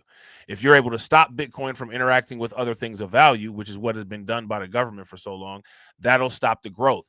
If Bitcoin is allowed to just be able to just roam through the financial market as it pleases, it's going to absorb everything. The 21 million Bitcoin is actually one store of objective value, right? Rather than the total baskets of goods known to man. So if you replace a black hole with Bitcoin and energy and mass with value and equity, you can visualize what Bitcoin is doing as it travels through the financial space, interacting with different vehicles and instruments. All right. So then I go on to say, and this is what I'm talking about when I say that there's no such thing as volatility. Volatility is a pattern not recognized by humans, not necessarily an absence of a pattern. Did you see how when the ETF happened, Bitcoin ballooned? Now let's take a look at the ETF market. You see how Bitcoin ETFs have eclipsed gold? Bitcoin ETFs have event horizoned the gold ETFs. The gold ETFs will never catch up with Bitcoin ever again. It's over with. Now, mind you, when I say it's over with, that doesn't mean that they don't have any value. That just means that Bitcoin has surpassed their market cap, just like Bitcoin will surpass everything's market cap. All right. Financial event horizons will occur when Bitcoin hits the same market cap as a given market. Once a market cap hits the event horizon, it will never recover its value against Bitcoin. So what happens is when Bitcoin interacts with objects, it permanently depreciates them. Okay. And this is the example that I used the other day. How many people know the example of when you drive a car off the lot, the car instantaneously and immediately loses value? It's the opposite with Bitcoin. When you drive a Bitcoin off the exchange, it infinitely increases in value throughout the duration of the time that you have it. So the value that you get out of Bitcoin, the maximum value that you get out of Bitcoin is the amount of time that you hold it. And that's why when the crypto first came out, that whole HODL, HODL, hold, that's why that was so important. People understood that. They don't understand it anymore because the waters have been muddied with all the institutional stuff and all the corporations and all that. But they understand that idea. Don't get it twisted and don't think that they don't understand. Florida already has a Bitcoin inside of its pension fund. So it continues. It never. This is the strength of me telling you daily news. We go over this daily. This isn't once a week. This isn't once every 2 weeks. It's not once a month. This is every day. So how anyone, and I will say the words, in their right mind could be ignoring this is perplexing to me. It's perplexing to all of us. Look, shout out to him. He just said how anybody could be ignoring this. It's perplexing to me. We got in our sector, because you got to give credit to where credit is due, right? Quote unquote. In our sector, right, of YouTube, 10 people. 10 people. Now check this out, right? On Rumble, 13. On YouTube, I got what? 5,400 subs. On Rumble, I got 306.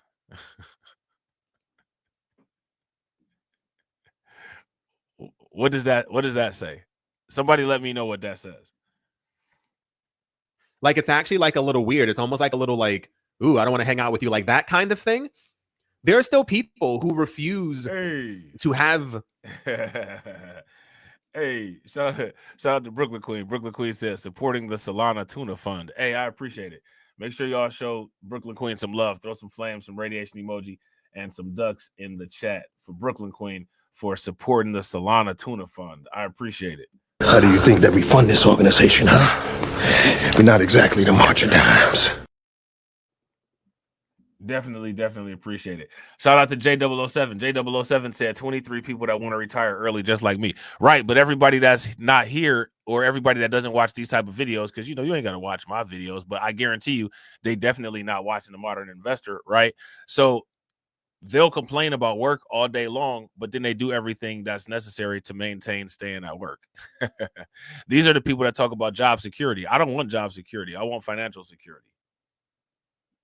You know what I'm saying? I the fact that we're broke, that's the job security right there. That means that we're always going to have to secure a job. I'm cool on that. Done that my entire life. I'm good. I'm ready for a different paradigm. I've been ready for a different paradigm. You know what I'm saying? Shout out to Black Free Thinker with the metaphors. Black Free Thinker said, yeah, people are more concerned with rappers they'll never meet and women they'll never, quote unquote, meet. Facts. Even like 1/100th of a Bitcoin. And the craziest part is that at some point, 1 million Satoshis is literally going to be like $15,000, $16,000, and normal people won't be able to accumulate it anymore. So the world keeps spinning, and Bitcoin keeps growing. Adoption is like moving far faster than I ever thought that it was going to. And there are going to be a lot of people in crypto who are going to be mortified next year when they realize they don't have enough. They weren't paying attention. They were buying Huck2A coin and all this other crap. Do you get that? You know how many people are buying meme coins right now? At some point, there's someone out there who thought here comes here comes the Bitcoin here comes the Bitcoin extremist. You know what I'm saying? Here comes the Bitcoin maximist. That you'd be able to walk into a store and buy something and go, do you guys take Huck2A? Oh, you do? Awesome. Okay, cool. You know what's happening, and you're doing your best to ignore all of it. So for those of you who pay attention, it's paying off, and it will continue to pay off. To everyone else, the train's moving out of the station. So you either join or I don't know, you keep doing what you're doing right now. Right. Yeah. I mean, it's, yeah. I mean, whatever everybody's doing, I guess just whatever you're doing right now. But see, here's where I think there should be a hard shut off on things. We all see this. We all know that it's coming. The information is all available for everybody, right? People who don't take advantage of this, because it takes very little effort, it takes very little energy to take advantage of this. You don't get to have legitimate complaints about your financial situation anymore. No one's trying to hear it. If you guys would agree, give me a thumbs up. If you guys would disagree, give me a thumbs down. No one's trying to hear that.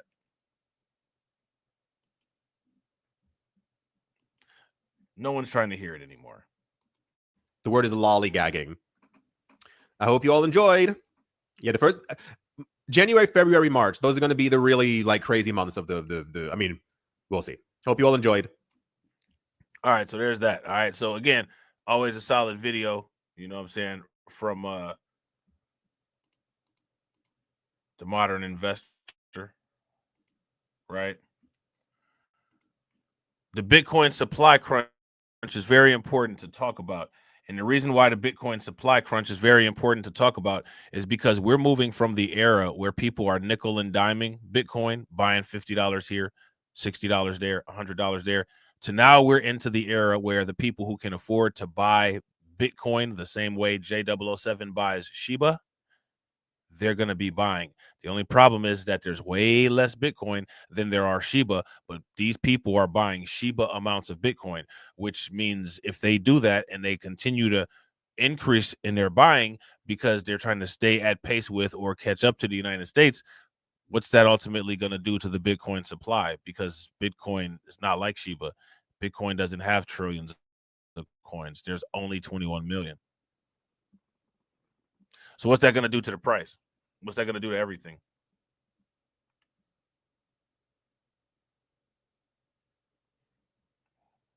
Okay. Bitcoin's looming supply crunch. Is that good news for you? Okay.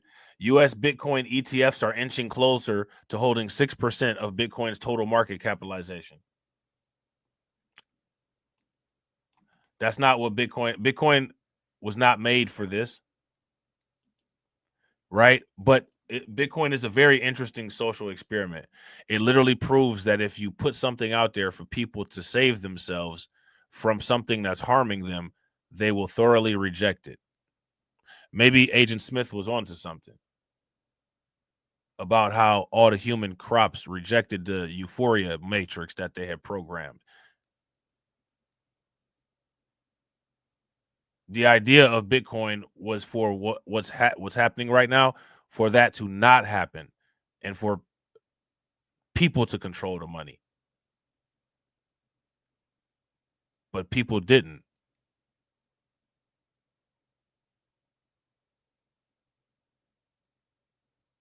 People didn't. And this is proof that if most people are heading towards imminent destruction, most people won't lift a finger to save themselves. This is proof.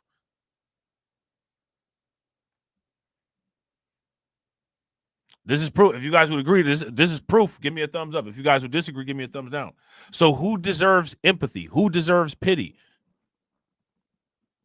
Who deserves understanding? I think the only understanding that needs to be there is the understanding of what people will versus won't do. That's it. Shout out to AB Promotions. AB Promotions said, it's the smell.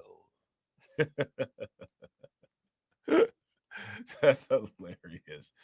Oh, man. Bitcoin reserves on spot exchanges have dropped to their lowest level since 2017. What does this mean? This is something that people should pay very close attention to. That means that these exchanges, they don't have as much Bitcoin as they used to. If the Bitcoin exchanges don't have as much Bitcoin as they used to, what does that mean? Rising institutional demand amid the falling supply could trigger a price squeeze. Now, we all know what happens, right? Bitcoin comes from the hood, right? Bitcoin comes from the hood. What happens in the hood? When there's a drought, then the prices go up. Right? 50 Cent said he can't stand a fiend that asks for a dime for 9. Why? Because a dime costs 10. That's why. And if it's a drought, a dime might cost you 15. So you definitely ain't getting no dime for 9. So if it's a supply crunch and Bitcoin costs $100,000, what you gonna be paying to exchange for a Bitcoin?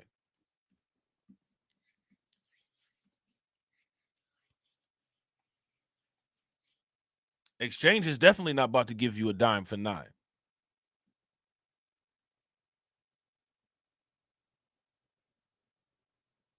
Right? So now here it says Bitcoin at press time. Now this is an old article, right? Was trading at $101,718 on the charts, following gains of 1.6% in 24 hours. As expected, the King coin continues to be the most dominant crypto in the market, with a market capitalization of $2 trillion. Alongside these recent gains, demand for Bitcoin has surged too. Now, again, we know the relationship between supply and demand, right? So if the demand for Bitcoin has recently surged, what is that doing to the price? And shout out to everybody watching. I appreciate y'all. If you guys haven't smashed the like button yet, please do me a favor. Take a moment, smash that like button. Also, if you guys haven't hit the bell, please take a moment, hit that bell. And also, please share the stream to your social media. This has created a market imbalance due to falling supply. Bitcoin might be facing a potential supply squeeze, one that could push its price higher. Where we going with this price, y'all?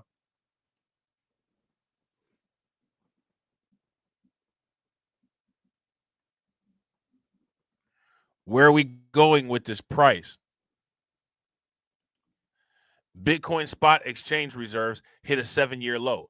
Data from CryptoQuant highlighted the drop in Bitcoin supply after spot exchange reserves fell to their lowest level since mid-2018.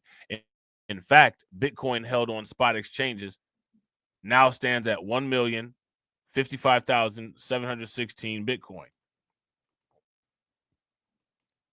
Now, let me ask you guys this question. Let's do some quick math, right? What happens if the United States starts buying Bitcoin at the same pace that Michael Saylor and MicroStrategies is buying Bitcoin? How soon do we deplete the entire Bitcoin supply?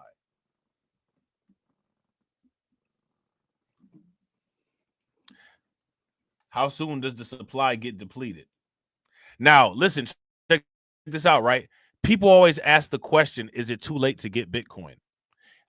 Here's how you answer that question.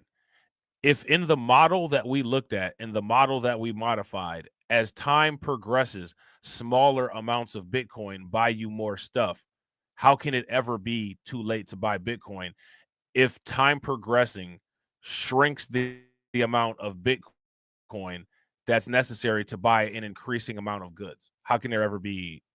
See, this is the problem. People are looking at hard numbers and they're not looking. It's the concept that you have to understand, not the numbers. Like, stop looking at numbers. You have to understand the concept and the relationship to things. If you have an eternal coupon that continues to get you a bigger discount with no expiration date on it, how can it ever be too late to get that coupon?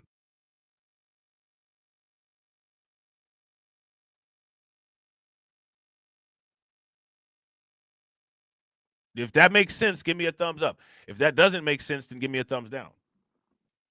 So the reason why people say, oh, it's too late, is because they see the 100,000 number and they're turned off by the 100,000 number. They don't understand the concept that Bitcoin is constantly appreciating against everything else's decay forever.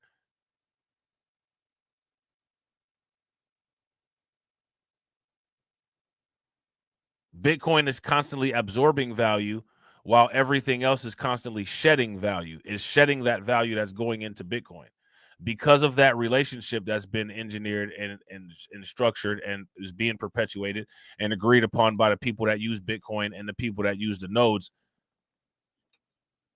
it can never be too late to use Bitcoin or to get Bitcoin. Especially if your goal is to get it and hold it. Not to get it and sell it. Get it and hold it. The idea is that, it's the same thing as with other things. You might do all this work saving up Bitcoin and putting in money for Bitcoin, and you know what I'm saying? You might never be able to live that millionaire life. But your children will have private island money. What's important to you? We see what's important to most people, right? We see what's important to them. So now here it says these reserves have recorded a steep drop over the past month amid Bitcoin's rally past $100,000 to new all-time highs. According to 10x Research, Coinbase, which has the highest Bitcoin reserves, recorded 72,000 Bitcoin in outflows in the last 30 days. These outflows comprised nearly 10% of the exchange Bitcoin balance. 29,000 Bitcoin was also withdrawn from Binance within the same period, while Kraken's outflows accounted for more than 7% of its total Bitcoin holdings. What happens when these exchanges' Bitcoin holdings get damn near depleted?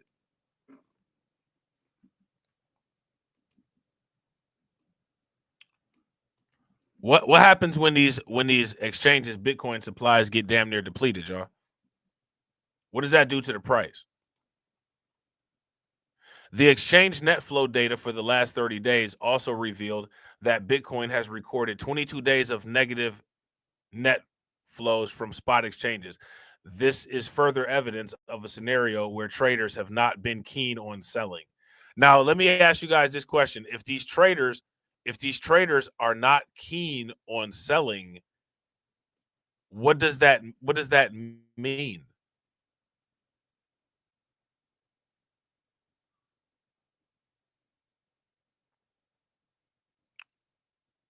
What does that mean? Now, I want you guys to see something here before we go any further, okay? This will help put into perspective that black hole theory. How many people saw this article right here? If you guys saw this article before, give me a thumbs up. If you guys have not saw this article, then give me a thumbs down. Visualizing $102 trillion of global debt in 2024. Look at now everything that has a value is a market cap, right? So the global debt market cap is $102 trillion. It's global debt. Now we'll look at the global debt broken down into different pieces. You see, the United States and China have a significant amount there, and Japan another significant amount. United States has 34.55% of the global market share. 36 trillion in government debt. Okay.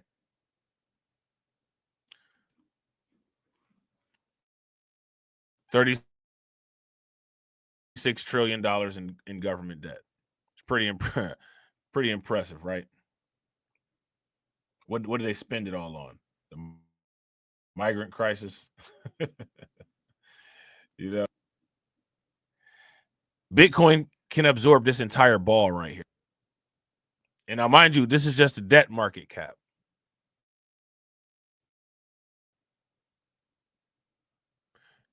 It's not stock market. It's not real estate. You know what I'm saying? It's not any other type of, exchange, traded funds or anything like that. Okay. Visualizing $102 trillion of global debt in 2024. Okay. In 2024, global public debt is forecasted to reach $102 trillion, with U.S. and China largely contributing to the rising levels of debt. Now, remember, Bitcoin is outpacing all rising levels of anything financially. So you want to get ahead of the debt by using Bitcoin as a way to slow things down, right? That's what most of these places and most of these people are doing. You know what I'm saying? Now, let me ask you guys this question. What part of this global debt do you think that you have, that you contribute to? All right. We're going to actually look at this entire article because this is going to put some things into perspective as well. Because you have to kind of talk about stuff like that in order to get the full picture of why, when it comes to Bitcoin, the paradigm is so interesting, but yet at the same time, it's so complicated. Okay. So now here it says, additionally, this data suggested that most traders are choosing to hold Bitcoin despite its recent gains, a sign of their long-term bullish outlook. Because if you understand and you've cracked the anti-life equation, like how we've cracked the anti-life equation, you know exactly what type of infinity jewel you have if you have Bitcoin.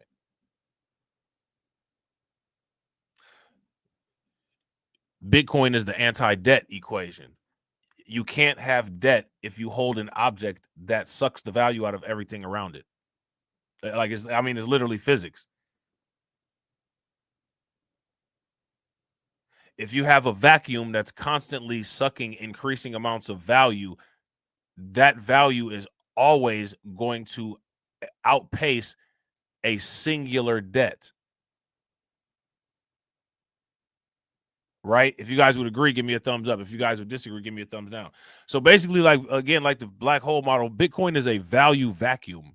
It just sucks up all the value, and it sucks up multiple value at all times. And it can be focused or leveraged against one or two debts. One or two debts will never outpace the absorption of value that Bitcoin is constantly doing.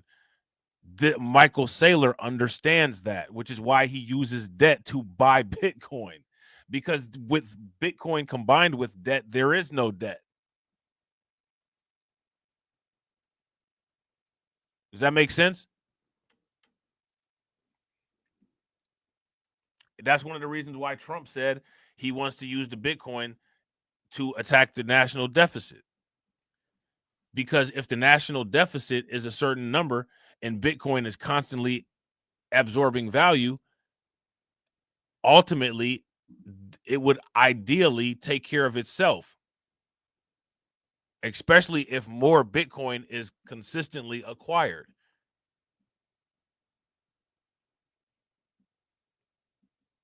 Okay?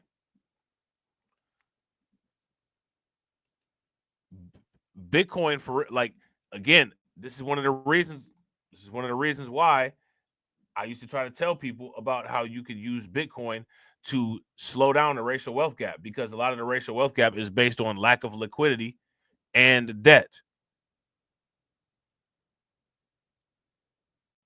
And this is the dangers of when you have people that, I don't know what type of financial training or specializations they have, but when you have those people as the ones who are telling vulnerable people what to do versus what not to do.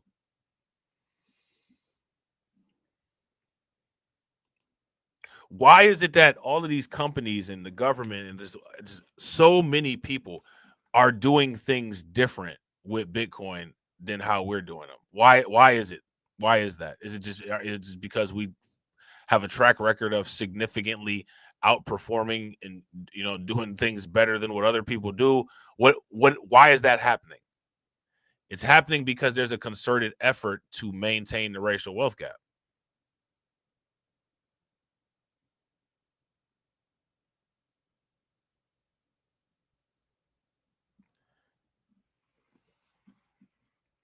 You know what I'm saying? And look who it is that's trying to maintain it. Definitely ain't me. You know what I'm saying? Definitely ain't me. So now here it says the unwillingness to sell has been met with a spike in institutional demand, as seen in the inflows to spot Bitcoin exchange traded funds. All right. According to SOSO value data, the total inflows to spot Bitcoin ETFs in the last 3 weeks have surpassed $5 billion. How impressive is that? These assets are inching towards holding 6% of Bitcoin's total market capitalization. Let me ask you guys this question. How much of Bitcoin's total market capitalization do black people hold?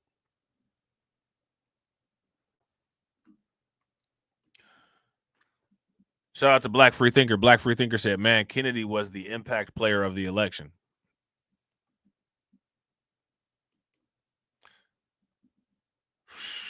Bro. Inflows to these ETFs have also been positive for the last 12 consecutive days. If these inflows persist, it could trigger an additional supply squeeze on Bitcoin that could push the price higher. Long-term Bitcoin holders are known to sell whenever the market hits a local top. As AMBC Crypto reported, this cohort started selling Bitcoin earlier this month, causing the rally to stall. Now, I want you guys to pay very close attention. Another thing is, like, when you look at the market, all of what you see with the market activity, all of that isn't just natural market movement. A lot of that is concerted efforts with large groups of people called whales that actually move in a pattern in order to disguise things that they're doing, in order to manipulate prices, in order to change prices. So when you look at the charts also, you have to have your own little sixth sense, because you can't take everything on the chart with a grain of salt. For real, if you look, you should look at the chart like the playbook, like how they look at the playbook when you're playing sports. Draw a play to get a touchdown, draw a play to get a return. You know what I'm saying? Long-term Bitcoin holders are known to sell whenever the market hits a local top. As AMBC or AMB Crypto reported, this cohort started selling Bitcoin earlier this month, causing the rally to stall. The binary coin days destroyed has been at over one the last 5 days. This implied that long-term holders may still be taking profits. Okay. If this cohort is selling, it could lead to Bitcoin avoiding a potential supply squeeze if the coins being sold are enough to absorb the buy-side pressure. All right. So Now, mind you, here's the significance of this, right?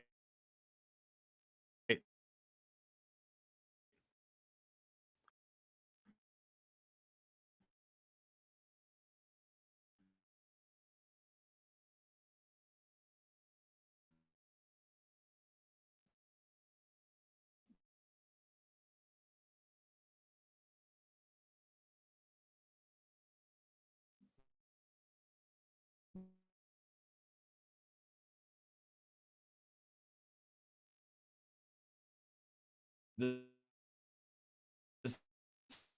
significant, in addition to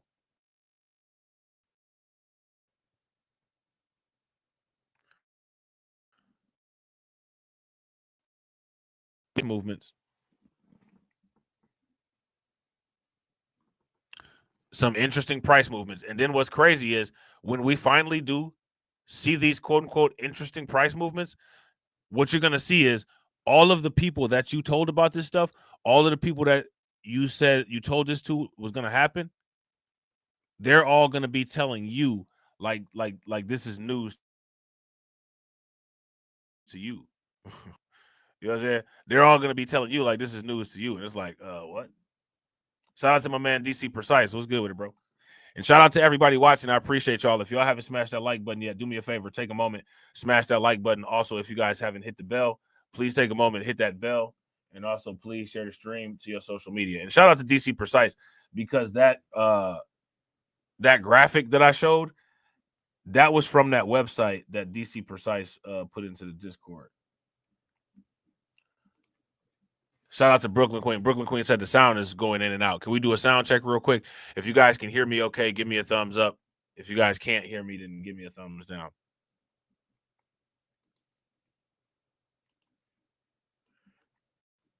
$73 million exodus. BlackRock Bitcoin ETF suffers record-breaking outflow. Now, you got to be careful how they write this stuff, right? Because these things are never, quote-unquote, really like suffering outflows. When they say suffering outflows, what's actually going on is that most of the majority of these people are selling off profits. And because they're selling off profits, they're putting coins back into circulation. Putting coins back into circulation increases the supply, which an increase of supply will affect the value by making the value go down because it creates a quote unquote surplus or surplus-like situation. Okay. If that makes sense, give me a thumbs up. If it doesn't make any sense, then give me a thumbs down. Okay. So now here says a major player in the cryptocurrency market found itself on an unusual side of history after experiencing its largest outflows in months. The leading asset manager, BlackRock, ended the inflow streak of its Bitcoin exchange-traded fund after recording $72.7 million worth with outflow on December 20th. Data showed that BlackRock Bitcoin ETF, which is called IBIT, and you can look this up, on the stock exchange, witnessed the largest outflow since it was launched in January of that year.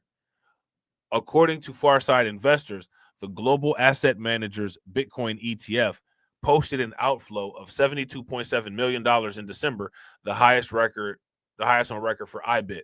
Now, let me ask you guys this question. These quote-unquote outflows are so bad, they're so disastrous that how many people went broke from this? How many people went broke from this? Who lost their house? Who lost their job as a result of this? Nobody. They added that this came a day after IBIT registered zero flows, making investors anxious about the exchange-traded funds. And now the exchange-traded fund is about to overtake gold. IBIT is not alone, as fellow ETF issuer Fidelity Wise Origin Bitcoin Fund also hit an all-time outflow of $208.5 million on December 19th, a day before IBIT hit the same ordeal. Now, let me ask you guys this question. This sounds coordinated then. If you guys would agree that this sounds coordinated, give me a thumbs up. If you guys wouldn't agree, you don't think it sounds coordinated, then give me a thumbs down and let me know what you think happened. Yeah, facts. Shout out to DC Precise. DC Precise says that outflow news is crap. They've been buying up the year's worth of Bitcoin mined in a day. Facts. Facts. And we just talked about that the other day. Facts, bro. And this is what I'm saying. So when they put out news like this, just take it with a grain of salt. Just understand what's going on here is somebody's either moving things around or they're selling off profits. And like this isn't something like if you can't attach a macroeconomic event with market movement, I would say take the market movement with a grain of salt, or understand that could be a market manipulation, not a market movement. Okay, that's how you do that. Analysts said that the following day, December 20th, FBTC recorded another outflow of about 71.9 million, making the ETF suffer a 2-day outflow streak.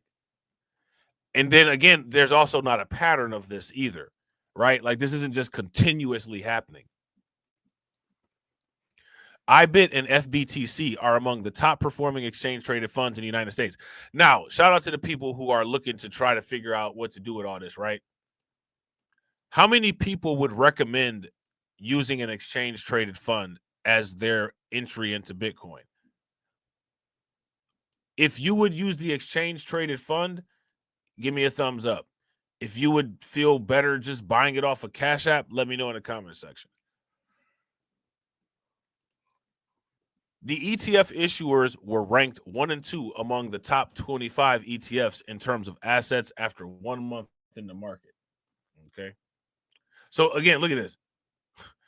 It's so bad, right, that they're among the top performing exchange traded funds in the United States. The issuers were ranked 1 and 2 among the top 25 ETFs in terms of assets after 1 month in the market. But they're doing so bad, though. You know what I'm saying? They're doing so bad, though. Market observers said that U.S. spot Bitcoin ETFs market's record high 2 consecutive day outflow was fueled by the all-time high outflows experienced by BlackRock and Fidelity. Data shows that the ETF market lost about 671.9 million in December on December 19th and another 277 million in outflows on the next day, December 20th. All right. So now it says some investors are concerned. Now let me ask you guys this. Why would some of these investors be concerned? What are they concerned about? They concerned that somebody gonna get them for their Bitcoin? What are they concerned about? What are these guys worried about?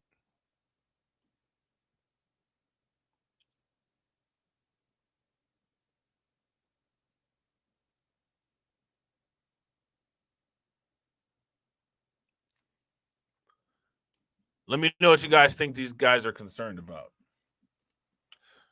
Shout out to DC Precise. DC Precise says, I'll take the real over ETF, but I'd have the ETF in a Roth or 401k. Facts.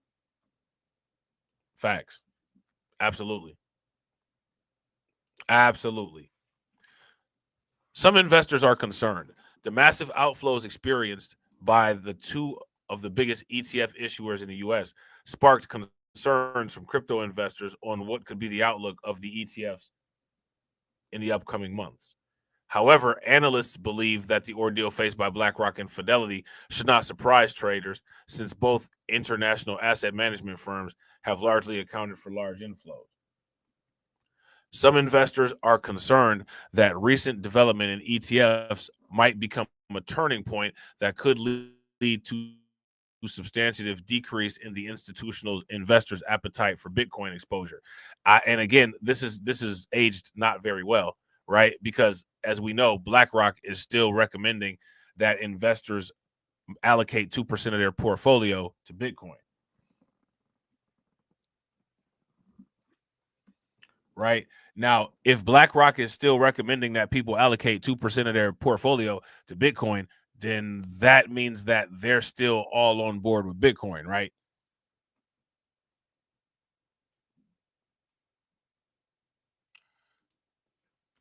Shout out to Tammy. Tammy says, Rob, I was going to ask you what the best way is to buy Bitcoin with my Christmas money.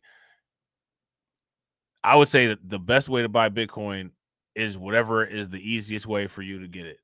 So you can use Coinbase, right? And shout out to the people in the comment section. We all got referral codes we could throw at you for the Coinbase. Or if you got Cash App on your phone while you're in the stage of just learning and getting everything understood, you can just buy it off Cash App on the phone.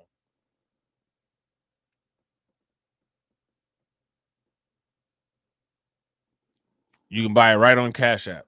You can buy stocks on Cash App too. Most people don't know that.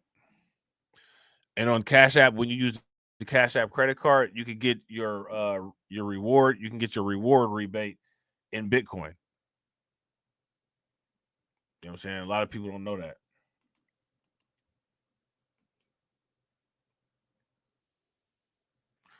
A lot of people don't know that. So now here it says market observers argued that outflows might not linger, adding that after Bitcoin plummeted to 92,710 earlier, the alpha crypto has been bouncing back and moving up again. Yeah.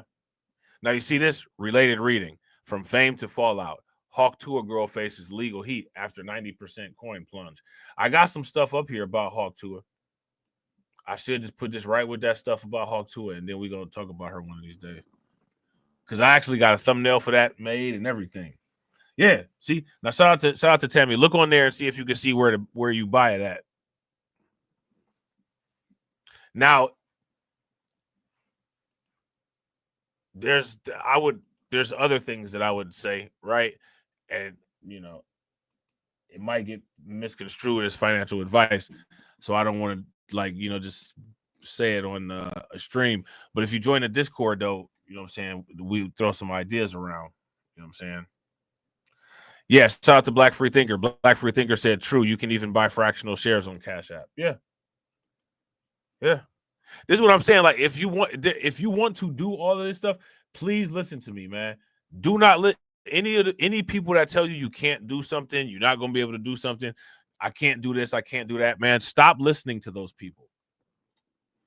Stop listening to those people, man. Only listen to people that tell you that you can do something and then tell you how to do it or how they did it. Don't listen to them people that say you can't do it.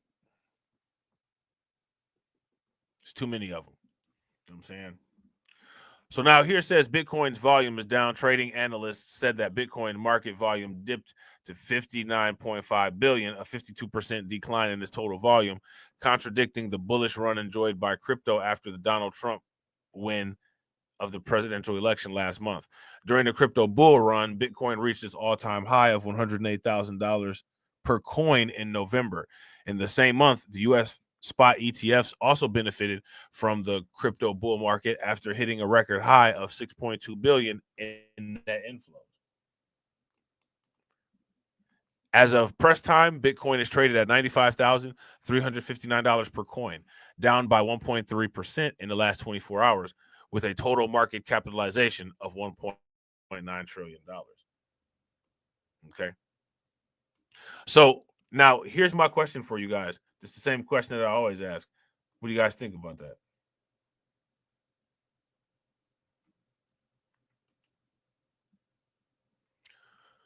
What do you guys think about that? Kind of crazy, right? Kind of crazy. We're going to take a look at this video right here. Actually, you know what? We're going to take what we're going to do is we're going to watch a little bit of this video right here. Let me see. Hold on. Let's see what we got.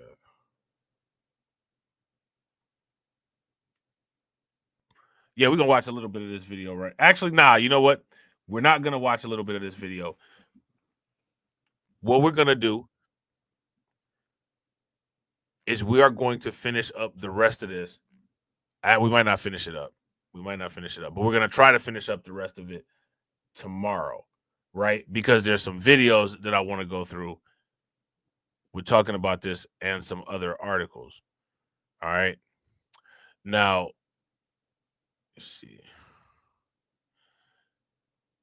It's just getting really interesting, and it's getting real exciting.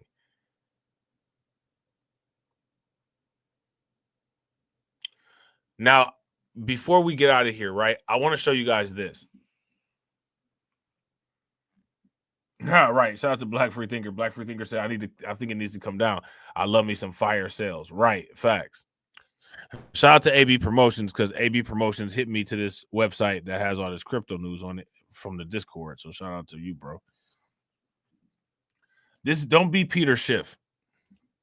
Some people actually listen to this guy when it comes to Bitcoin. I'm sure he might be smart about other things. I don't know. But Bitcoin, that's not your strength, bro. Peter Schiff proposes USA coin as alternative to strategic Bitcoin reserve. No one's gonna do that. The Biden administration might have done something like this, but nobody's gonna do this.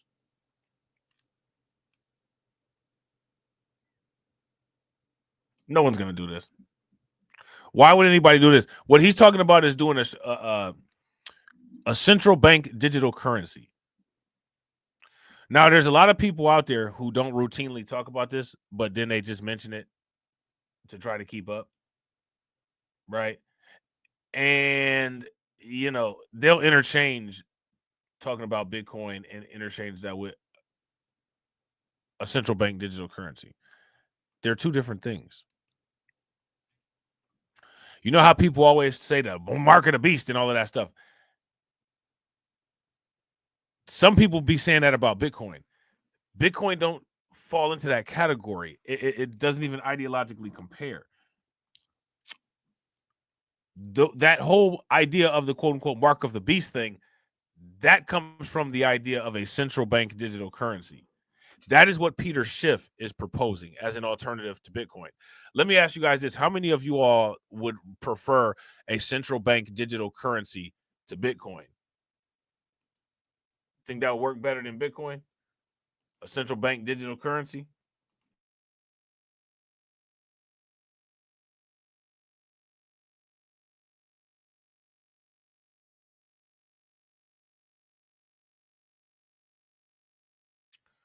I don't think that a central bank digital currency would be a better idea than Bitcoin for a bunch of different reasons that we can go into at some other time. Peter Schiff proposes USA coin as an alternative to strategic Bitcoin reserve. Peter Schiff stated that the U.S. could save a lot of money by creating a USA coin. What's the difference between that and printing money? The coin should run with an upgraded blockchain to make it actually viable for use in payments. Peter Schiff has again made his strong case against the strategic Bitcoin reserve known. This time, the renowned economist has proposed an alternative that the U.S. could adopt instead of implementing a strategic Bitcoin reserve. In an X post, Peter Schiff stated that the U.S. could save a lot of money by creating a USA coin instead of a strategic Bitcoin reserve. Interestingly, he said just like Bitcoin, the USA coin's supply can be capped at $21 million. So then why not just use Bitcoin then?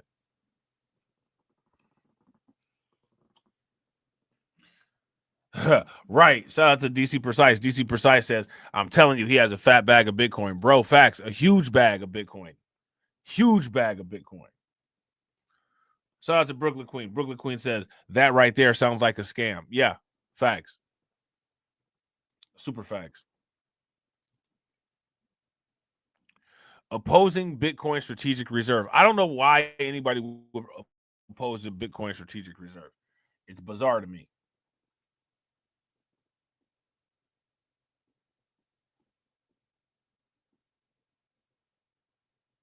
Okay. He added that the coin should run with an upgraded blockchain to make it actually viable for use in payments.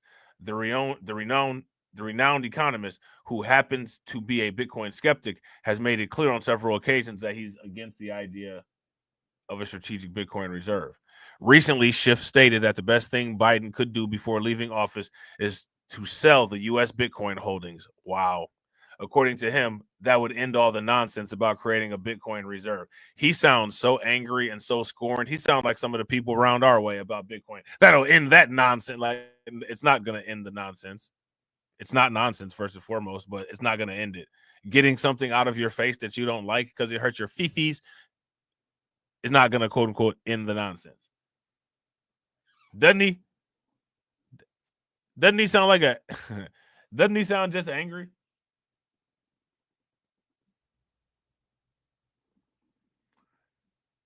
And what you need to do is just sell it all before you get out of office. That'll end all that. How's it going to end all that talk when they could just come back in and buy some?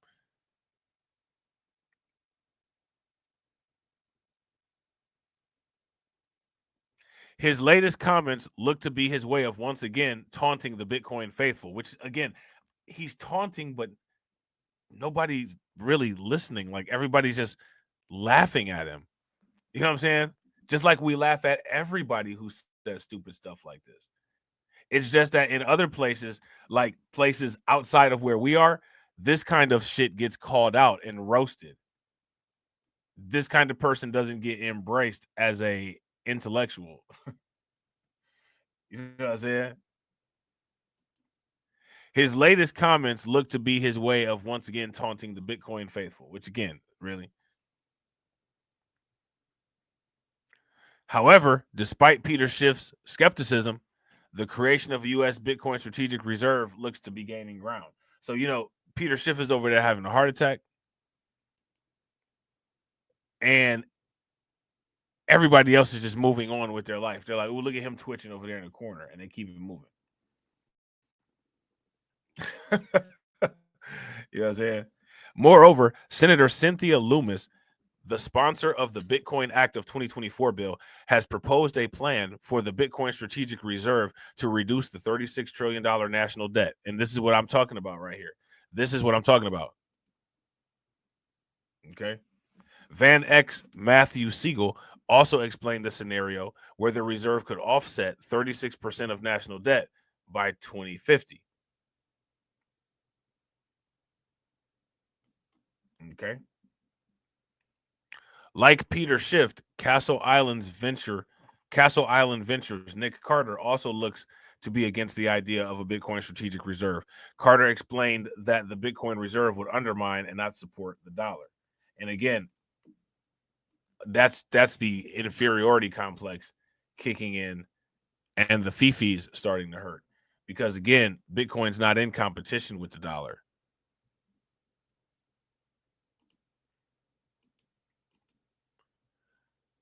Bitcoin is not in competition with the dollar. You know what I'm saying? So I think this was a good stream. I think all the crypto streams are great. They're not going anywhere. You know what I'm saying? I'll be in this bad boy talking to myself. I'm still going to keep doing them because we're going to have it on record, all of this stuff that's happening. So when people go and say, I'm XYZ because, quote unquote, this was never told, you just send them this link and be like, where was you at on this day? Because this is the day that it was told. You know what I'm saying? So we're gonna stop all of that nonsense. Look, I'm gonna sound just like Peter Schiff. We're gonna stop. Now that actually is nonsense, and we're gonna stop it all. You know what I'm saying? Tomorrow's live stream is gonna be lit. It's gonna be lit. You know what I'm saying? I'm gonna try to go live tomorrow at like around. I'm gonna say like, I think it's gonna be later. It's gonna have to be later than today. It's gonna be 9. Probably, but it's going to be shorter than the one today. It's going to be shorter than the one today because I'm not going to have time all like that to be all on the computer like that tomorrow. So hopefully you guys see it. Hopefully you guys enjoy it. Make sure you leave comments. Make sure that you hit the like button and subscribe. Make sure that you hit the bell icon twice. Share the stream to your social media.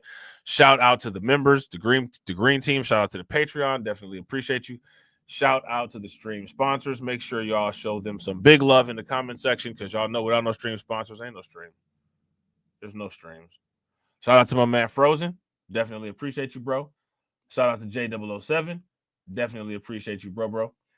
Shout out to AB Promotions. Definitely appreciate it, bro. Shout out to Frozen. Frozen getting me again today. Shout out to you, bro. Let me get this together for you real quick. Again! Definitely appreciate it, bro. And shout out to Brooklyn Queen. Definitely appreciate it. We almost hit that goal. We'll hit it tomorrow. You know what I'm saying? This was good. And I think the goal was for like 3 hours and we only stayed live for 2. So, man, we in there. All right. Make sure you subscribe to the backup channel. All right. All you got to do is just stick around in this live stream. It'll take you right over there. You can hit the bell and subscribe over there. Don't matter which one that you chat on. You know what I'm saying? Just make sure that you go to one of them. And as always, ladies and gentlemen,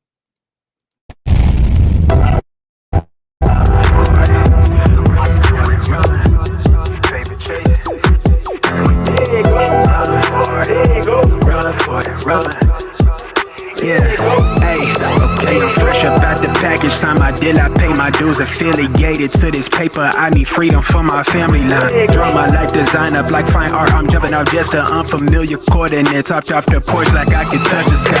Red is not one trip. The ism talk the water out your faucet. Look at me flossing, I'm so wavy, I could change the tide. My intuition sense the hatred in your ways. You imitated, forging lines, claim meaning means that's just to justify. Yeah, right. West side, born maritime. Creole baby, my bloodline. My lungs clouded, my thoughts crowded. Say all I see is these dollar signs. Finna make a play and that sound delay. On mamas, I testify. Run for it, run. I'm out here paper chasing, looking for the funds. Run for it, run. I'm out here paper chasing, looking for the funds. Run for it, run. I'm out here paper chasing, looking for the funds. Run for it, run. I'm out here paper chasing, looking for the funds. You ain't recognized game. I'm from the Bay, okay, I'm versatile and my slang is different. I'm lane switching with the same people that I came up in this thing with. My head swivel, I'm homebound, got a target back on my backside. The cat peeling with the cast iron, better run for it, run before I catch you. Niggas out ball it, block it, trying to stop my blessing. Gamble with your life, don't bet it. They can't stop my blessing. You do best not to test it. Yeah, you right. Real all in my blood supply. To get ball up top finna make a play. I cast a lob like I'm Jalen, baby. No co-signer, no co-pilot. They pen pals, my flow designer. My brain signal out of range with it. My palm mission is a dollar sign. If I say it twice and I meant it right. My brain signal out of range with it. My palm mission is a dollar sign. You know, co-signer, no co-pilot. They pip-tiles, my flow designer. My brain signal out of range with it. My palm mission is a dollar sign. Run for it, run. I'm out here paper chasing, looking for the funds. Run for it, run. I'm out here paper chasing, looking for the funds. Run for it, run. I'm out here paper chasing, looking for the funds. Run for it, run.